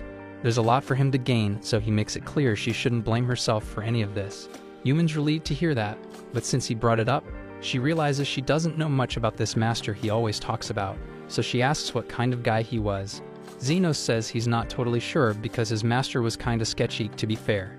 But the man did teach him to read and write, and shared a ton about magic in the world, so honestly, Zenos owes the guy everything. Yumin says that sounds a lot like her and Renardo because when she first started out as a healer, he took her under his wing and passed down all kinds of research knowledge. That said, Renardo's obsession with his work got so out of hand that his girlfriend ended up leaving him, and ever since, Yumin's been the one looking after him. That definitely raises a red flag, so Zenos asks what her relationship with Renardo actually is, and she tells him Renardo is her uncle, which explains why they're so close. Not long after, Zenos and Yumin are heading back toward the Royal Hospital campus when Crescent suddenly bolts over to them. He drops to his knees, practically pleading with Zenos for help. And judging from the look on Crescent's face, whatever he's gotten himself into isn't just minor, it's damn serious. The scene then shifts to Goldran returning to his office after having dinner with Lord Fennel. His second assistant welcomes him back, but immediately notices the annoyed look on his face, prompting him to ask if something went wrong during the meeting. Goldran says it wasn't anything serious, but during their conversation, Lord Fennel brought up that his daughter has recently broken out in an unusual rash on her face, and he wanted to know if Goldran might be able to help with it. Goldran takes a moment to think it over and figures it's probably a case of odd face disease. It's not dangerous or anything, and it usually clears up on its own, but if Fennel's daughter wants fast results, Goldran would have to surgically remove the affected skin. The problem is, that kind of operation would leave a large scar, and there's no way someone like her would be okay with that. Goldran then noted that there's another way. He could regenerate the skin using healing transfer magic with enough healthy donors, but the girl is apparently so ashamed of how she looks that she doesn't even let people see her face. At best, Goldran might be able to bring in 1 or 2 assistants to help, but that's likely all she'll allow. The whole thing is clearly weighing on Lord Fennel, so Goldran decides to take his mind off it by visiting his beloved dog, Madame Milk. But while heading to her room, he walks past Bonds, who offhandedly jokes that Milk got hit by a carriage not too long ago. Goldran instantly blows up, assuming Bonds had something to do with it. But Bonds tells him to relax, because the dog sitter who was out with Milk used healing magic on her, so she's fine now. Still skeptical, Goldran lets it slide for the moment and rushes to check on Milk himself. And to his shock, Milk actually is okay. She seems a bit tired but has no visible injuries or even a scratch on her, and that makes Goldran stunned because he didn't expect someone to heal wounds so thoroughly that not even a scar remains. And since he left Crescent in charge of watching over Milk, he assumes Crescent must be the one responsible for this flawless healing job. Which brings us back to Crescent's crisis. Goldran has tasked him with healing Lord Fennel's daughter, but Crescent knows he's not up to the job. He explains to Zenos that she's come down with a case of odd face, but Zenos doesn't think it's a big deal since the condition isn't dangerous and clears up naturally over time. Crescent agrees, but points out that Fennel's daughter is refusing to show her face at public gatherings while it looks like this, so something has to be done fast.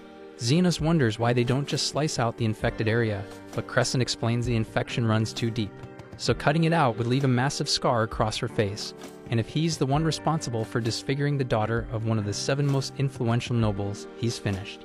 Human then questions why Goldran would even dump this level of responsibility on Crescent in the first place. Crescent says it's because Goldran heard about the situation with Madame Milk and thinks Crescent is the one who performed the healing. Human tells him to just come clean and admit it was actually Zenos who healed her, but Crescent is terrified that if Goldran finds out he took credit for Zenos' work again, he'll be kicked out without hesitation.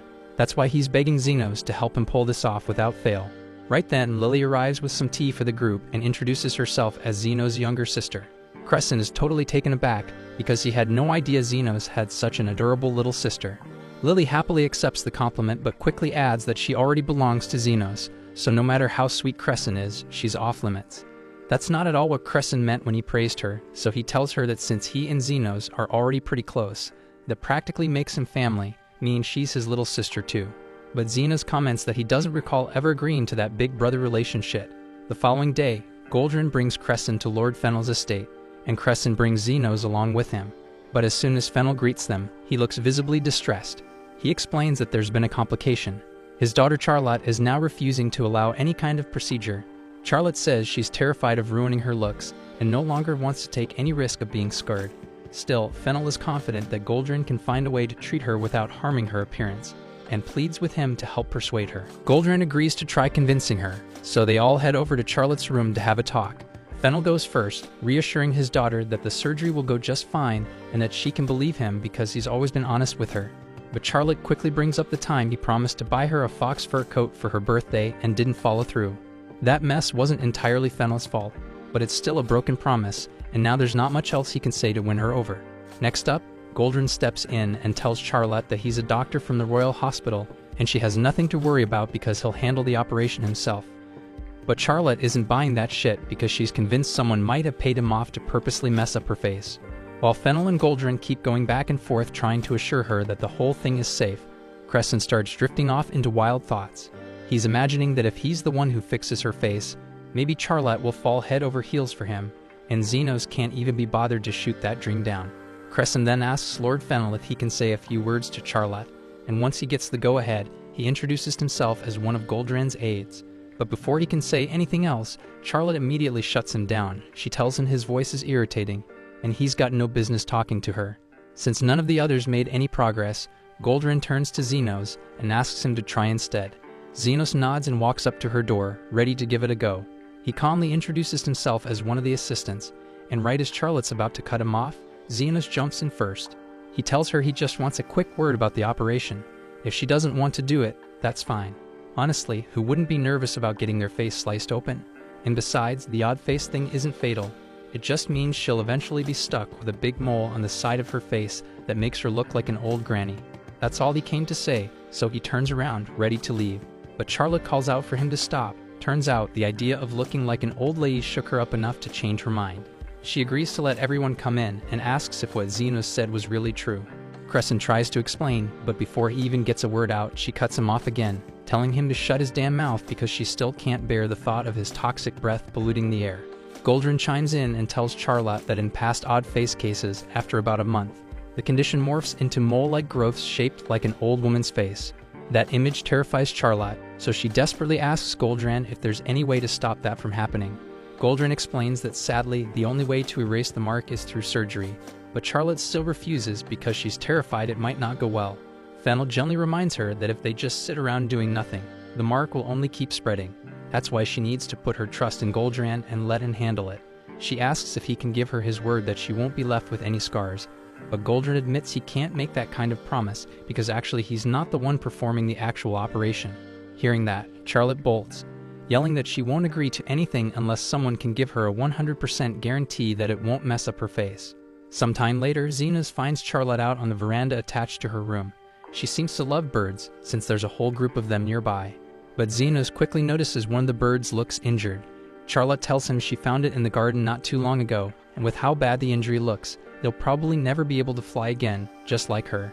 With her face messed up, she can't show up at parties or go out dancing anymore, so pretty soon, no one will even remember her. Zenos calmly asks if she actually wants to get better. Charlotte shouts that of course she does, but she also refuses to end up with scars, so he should just stop bringing it up. What she doesn't notice is that while she's busy yelling, Zenos has already healed the bird's wing, and it's now flying around like nothing ever happened. Charlotte's stunned by how effortlessly Zenos fixed the bird, but Zenos tells her he can do the same for her. Whether someone's a noble, a commoner, or just a regular citizen, if they need help, he'll step in, because that's what being a healer means to him. Hearing this, Charlotte finally believes that Zenos actually knows what he's doing, so she chooses to trust him and agrees to the operation. Once Charlotte is sedated, Fennel steps out of the room and tells Goldrin to take care of everything. But Goldrin has no intention of lifting a finger himself because he's already dumped the whole procedure on Zenos and Crescent. That said, he fully plans to take all the glory, so he warns Crescent not to screw it up. Zenos can clearly see Crescent starting to freak out, so he tells him he'll handle the entire operation if needed. Crescent appreciates that, but asks if Zenos has ever done something like this before. Technically, Zenos has performed this kind of surgery, though it was years ago when he was still a damn kid. Still, that gives him way more experience than Crescent, and he's just about to step in as the lead surgeon when Goldrin walks up and insists Crescent do the job himself. So that means Zenos is stuck as the assistant. With shaky hands, Crescent picks up the scalpel and tries to get started, but he's trembling all over. He's studied this kind of surgery during his time at the hospital, so he sticks to the standard procedure, but Zenos tells him to hold on a second while he does a quick body scan. Crescent doesn't even know what that means, so Zenos explains that he just took a peek inside Charlotte's body and located every single wart root, so that way, Crescent doesn't have to cut at random. Thanks to Zenos' guidance, the operation is going smoothly, up until the last root. That's when Crescent spots something terrible. The final root is entwined around Charlotte's facial nerve. Cutting it would mean slicing into the nerve, which would permanently change her face. Nerve repair is incredibly complex, so Crescent suggests they stop and transfer Charlotte to the Royal Hospital where she can be treated properly. But Goldrin couldn't care less about damn proper care because all he cares about is his reputation. He swore to Fennel that he'd remove Charlotte's odd face marks, but doing that now would mean damaging her nerves and leaving her face disfigured. A decent doctor would have respected Crescent's warning and chosen the safer route. But Goldrin's a selfish coward, so he grabs Crescent's hand and forces him to cut the final root, nerve, and all. Then he starts shouting, pretending that Crescent did it of his own accord, while Crescent stands there, stunned and speechless like a little mouse. Fennel bursts nears the room the moment he hears Goldrin shouting, only for Goldrin to immediately start blaming Crescent, loudly declaring that his useless assistant just sliced through Charlotte's facial nerves and left her permanently disfigured. A claim like that would absolutely destroy Crescent's future, and Goldrin couldn't care less. But Zenos isn't about to let that slide, not after Charlotte personally asked for his help. So he steps up and tells Fennel not to listen to Goldrin's nonsense, saying that a severed nerve is no big deal. Then, clearly fed up with just standing around, he shoves past Goldrin, whips out his scalpel, and carefully removes the last root himself. Right after, he uses his magic to completely restore Charlotte's nerves like nothing ever happened. A few hours later, Charlotte wakes up in bed with her father at her side. He's relieved to see her okay, but before she wants any hugs or reassurance, she needs to see her face. She grabs a mirror, and the second she sees her reflection, she breaks down crying, happy that the blemishes are gone. As far as Fennel knows, Goldrin was the one who performed the procedure, since he took all the credit before hurrying off, claiming he had urgent business related to the hospital elections. In return, Fennel pledged his full backing in that race. But Charlotte isn't buying the hero act. She remembers hearing Zenos' voice during the operation, gently reassuring her that everything would be fine. So deep down, she knows it was Zenos who truly saved her, and she'll always be grateful for that. Later that day, Zenos helps Yuman haul a bunch of bottles out of Renardo's lab.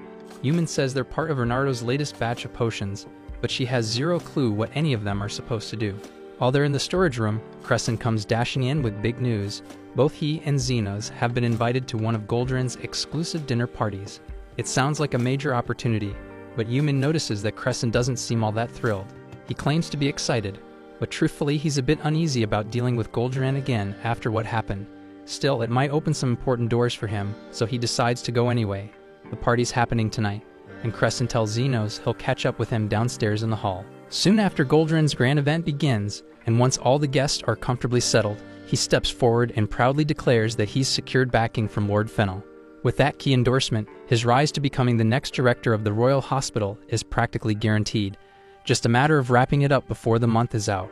The whole room breaks into applause, and even Crescent, who was feeling unsure about all this earlier, ends up enjoying himself, since it's the perfect chance to rub shoulders with all the elite names Goldrin brought together. While Crescent stays busy mingling, Zenos shifts into investigative mode to dig up anything on Fred. After a bit of probing, he finds out that Fred was seen looking after Bonds at the last dinner gathering.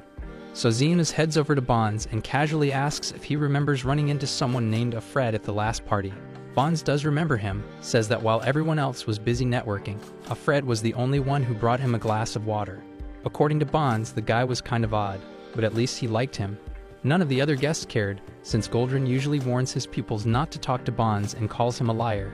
Zenos finds it weird that Goldrin would trash-talk Bonds like that, especially after giving him such a high position as first secretary. Lily curiously asks why Goldrin gave him such a good role if he doesn't actually do anything, so Bonds tells her it's because he and Goldrin go way back. But when she presses him on how they met, he snaps and tells her to drop it because he doesn't remember.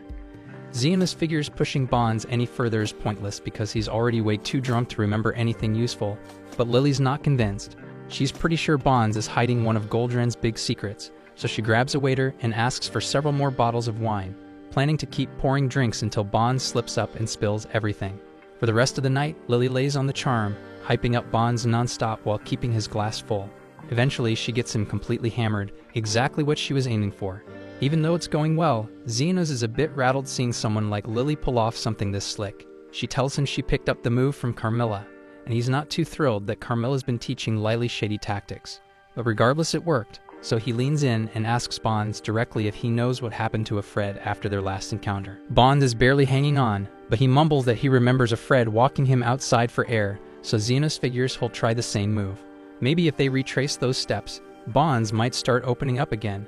He helps guide the stumbling drunk toward the garden, hoping the fresh air will spark some memory. But on the way out, Bonds stumbles and drops his wine bottle. Instead of getting mad, he just starts cracking up, rambling about the old days. He's so out of it, he mistakes Zenos for Goldrin, and suddenly he starts going off about a moment that apparently changed everything 13 years ago. Zenos decides to just roll with it and pretends to be Goldrin, hoping Bonds keeps spilling the good stuff. Bonds begins talking about how Goldrin used to be a researcher whose project had hit a brick wall, until one day, an explosion turned everything around. After that, with Lord Fennel backing him, Goldrin managed to land a position as a professor at the Royal Hospital, and now he's on the verge of snagging the director's seat. But before Bonds can spill anything else, he passes out right there on the ground. Zenos lets out a quiet sigh because he was so close to hearing something major. But now that Bonds is out, there's no way to push further. So he turns to Lily and says he's gonna leave Bonds with a caretaker and they should go rest up a bit. Lily asks if that means they're wrapping up the info hunt, but Zenos shakes his head because he knows they're still missing something big. That's when Carmilla suddenly pops out from behind the couch, catching Zenos totally off guard. He can't believe she's here, especially in a room crawling with healers, but Carmilla just grins and says that chaos is way more fun when it's risky. Turns out she overheard most of Bond's drunken rant and thinks she might have a lead on whatever he was babbling about. Elsewhere deep in the slums, things are looking grim. Zofia and the crew are starting to feel the weight of Zenos' absence. Usually, they'd be bickering about who gets the privilege to be here, but with Zenos gone, there's no point in fighting. It's just a waiting game now. Suddenly, one of Zofia's men bursts in, clearly freaked out because something horrible just happened. Apparently, Zond and a few others were helping out on a construction job when a support beam came crashing down and impaled Zond straight through the stomach. The guy giving the report is drenched in blood, and Zofia doesn't need to ask how bad it is because she can already tell. And with Zenos still missing, waiting for him to show up isn't an option, so if they want Zond to live, they've got to act fast. Linga says they should rush Zond over to Zenos immediately. But Zofia remembers that Zenos is currently undercover at the Royal Hospital, and showing up there could blow his whole cover. Still, both Linga and Lo argue that if Zenos came back and found out someone died while he was gone, that would hit him harder than any blown mission. At the same time at the Royal Hospital, Carmilla shares a little gossip she picked up while snooping around campus. Supposedly, there was a massive explosion 13 years ago, and Lord Fennel got caught right in the middle of it. But somehow, despite how destructive it was, Fennel walked away without a scratch.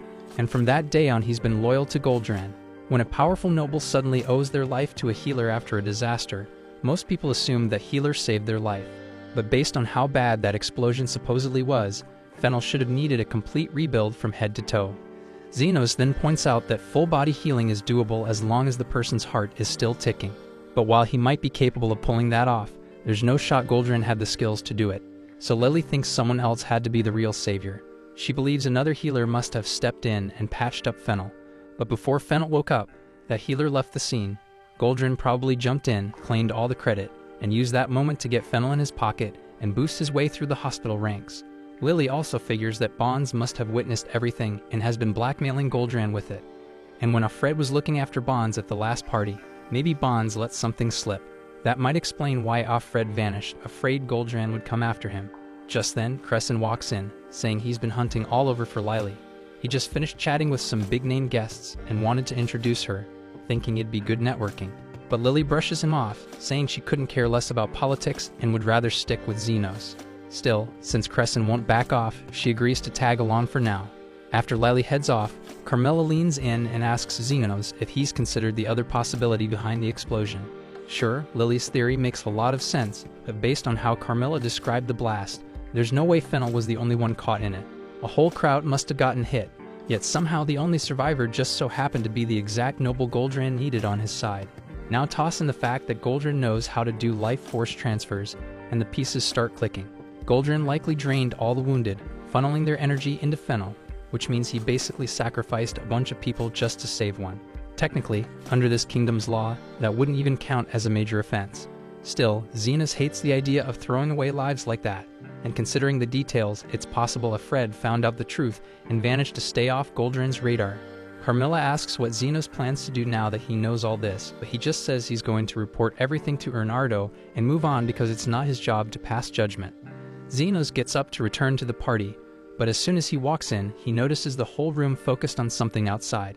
He asks Crescent what's going on, and Crescent says there's some commotion at the main entrance. When Zenos looks out, he spots Yumin standing at the gate.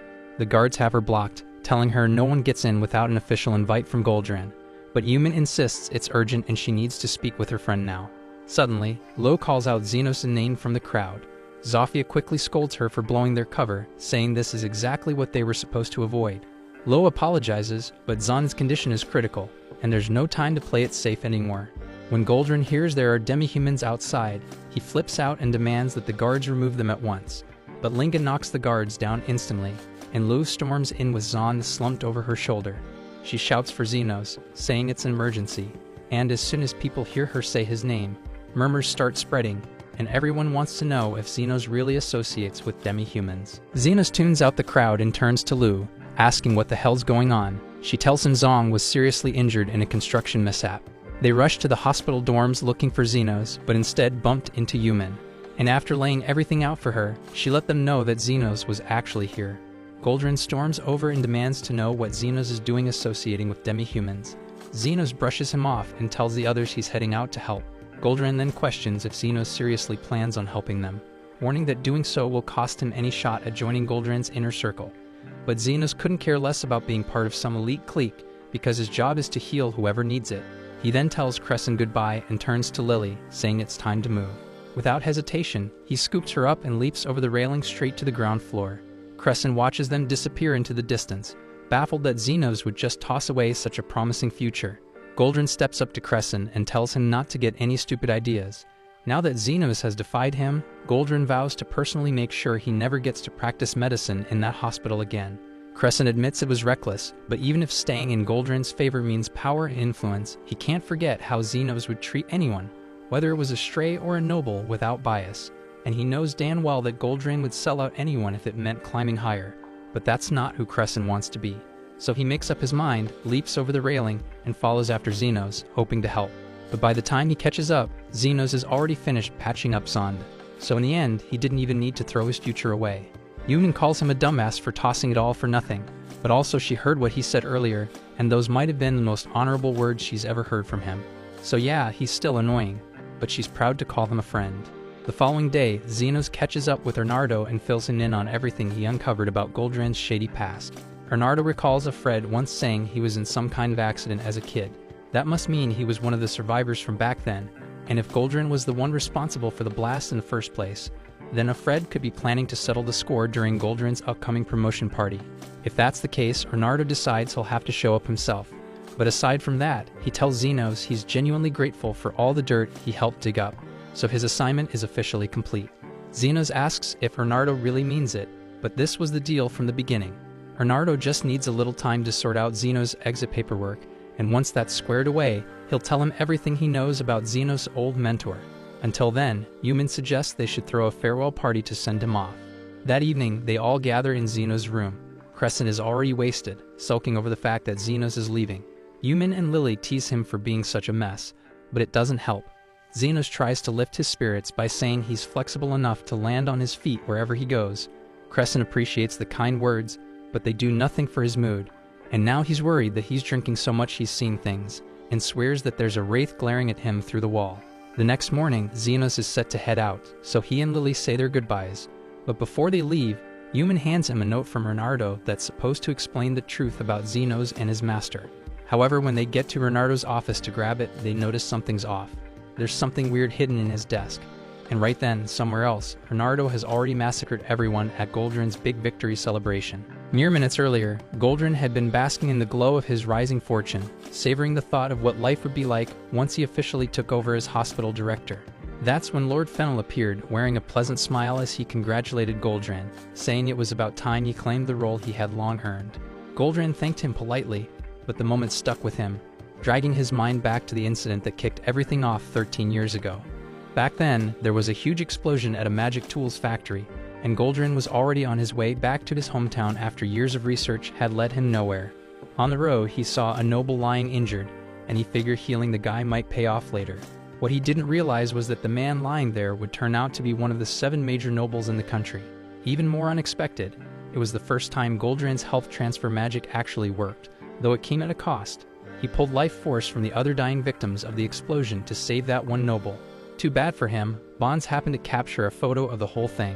To keep him quiet, Goldrin offered him the role of his first secretary, keeping him close to protect the secret. As that memory fades, Bernardo walks over with a bottle of wine in hand, offering his congratulations. Goldrin scoffs, asking if he's already here to start kissing up to the next hospital director. Bernardo doesn't care how he sees it, but Goldrin brings up Zenos, saying the kid had some promise once, but ended up a letdown. He recalls how he invited Zenos to one of his fancy dinner parties, but the boy ditched the event to go treat some demi-humans instead. According to Goldrin, anyone who's part of his faction can't go around prioritizing peasants because that sort of thing ruins your political standing. To him, not all lives hold the same value, plain and simple. Right after that, Fennel takes the floor and raises his glass for a toast in Goldrin's honor. He's about to share the story of how Goldrin saved him all those years ago, but Goldrin cuts him off, saying there's no need to dig into his sad past. Fennel just laughs it off, calling him humble for not bragging about his achievements, and tells him to go take the stage. Goldrin lifts his glass high, thinking this moment is the height of his career, and toasts to the bright future ahead. Meanwhile, Zenos and Yumin are searching through Bernardo's office when they stumble upon a photo. In it, they clearly see Goldrin stealing the life force of others to heal Fennel. Yumin immediately spots a young Fred in the picture, and now she's convinced that he's out for revenge. But what really stuns her is the sight of a woman in the photo, someone whose face leaves her completely shaken. Back at the party, Goldrin suddenly snaps awake after being knocked out cold. Blood's dripping from his mouth, and he's confused as hell, trying to figure out what's going on. That's when Bernardo casually walks over to him. Goldrin stands up, only to see all his guests lying unconscious, so Bernardo tells him that he spiked the wine with a special homemade toxin. He says everyone here has about an hour tops unless they get immediate treatment, but as for Goldrin, he got a smaller dose, so he might last 2 hours if he's lucky. Goldrin starts to panic, asking what the hell he's trying to do. Bernardo says he's just recreating the explosion from 13 years ago. Goldrin's face twists in horror, asking how he even knows about that. Bernardo tells him it's all thanks to Zenos, who dug up the lead. He explains how he went to talk to Bonds, who wasn't gonna spill at first, but a little medicine and some alcohol made him spill every last shit detail. Bernardo even managed to get his hands on a photo. And that's when the color drains from Goldrin's already pale face because he thought he burned every copy of that picture. Bernardo reminds him that back then, Goldrin chose to save Fennel and left the rest to die, just because he thought their lives were worth less. Goldrin tries to defend himself, saying they all would have died anyway, but Bernardo reveals that Alfred survived the blast. Then he drops the real bomb. His fiancée was also among the victims that day, but she didn't make it because Goldrin's Dan healing spell had drained her to save someone else. Now he gives Goldrin the same Dan choice again. There are enough people here that Goldrin can fully heal one of them, so who will he pick? Goldrin's mind starts racing. He figures he can just get the antidote straight from Bernardo, but then Bernardo stuns him by drinking the poisoned wine himself, putting his life on the line too. If Goldrin thinks Bernardo's got the antidote, he'd have to save him first. But Goldrin doesn't buy it. He doesn't trust Bernardo, not even for a second. So he makes his move, and he starts draining the life force from the others to heal himself first, planning to treat Fennel afterward, because that's the most useful play. Bernardo watches in disgust and tells him that his own life force is stronger than theirs. If he really cared, he could save more people by sacrificing himself. Goldrin just laughs that off and says his life is worth more than any of theirs. That's the final straw for Bernardo. But before he can do anything, the poison finally starts hitting him hard. Right then, Zenos, Yumin, and Crescent come running in, and they freeze the moment they see the wrecked hall. Bernardo asks what the hell they're doing there, and Yumin tells him she found the photo in his drawer with his fiancée in it, so she rushed over, terrified he'd do something reckless. Zenos then starts scanning the scene and realizes that everyone's been poisoned, and Bernardo begins recounting what happened. He says that 13 years ago, he and his fiancée were just a couple of rookie healers full of dreams. But when the explosion happened, he was told she died in it, and that crushed him, so he tried moving past her death by throwing himself into his work. But then, a Fred showed up at one of Goldrin's parties and told him the truth. She didn't die in the explosion. Goldrin stole her life to save Fennel, and that makes him so damn angry. Bernardo says Alfred vanished right after dropping that bomb, and without any solid proof, there was nothing he could do. That's why he hired Zenos to help dig up the truth and maybe find a Fred again. Yumin tells him that what he did was still wrong, and before Bernardo can answer, Crescent suddenly snaps. He yells that he'd probably go nuts too if he lost someone he loved. Not that he's got anyone, but poisoning a bunch of random guests just ain't it. He screams that Bernardo's a healer, so how the hell could he even think about hurting people like this? Zenos gently pats him on the back and says he'll take it from here. He brings up the question Bernardo asked him once, about which coin he'd pick up if he dropped a gold, silver, and bronze coin.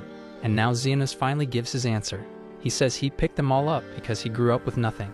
And just like that, he's going to try and save everyone here, no matter their worth. Bernardo panics, telling him there's nothing to gain from that. Zenos agrees that he won't gain a thing, but if this goes public, Bernardo's going down as a murderer, and Yumin will be dragged down with him. Yumin's eyes well up, asking if he's really doing this for her.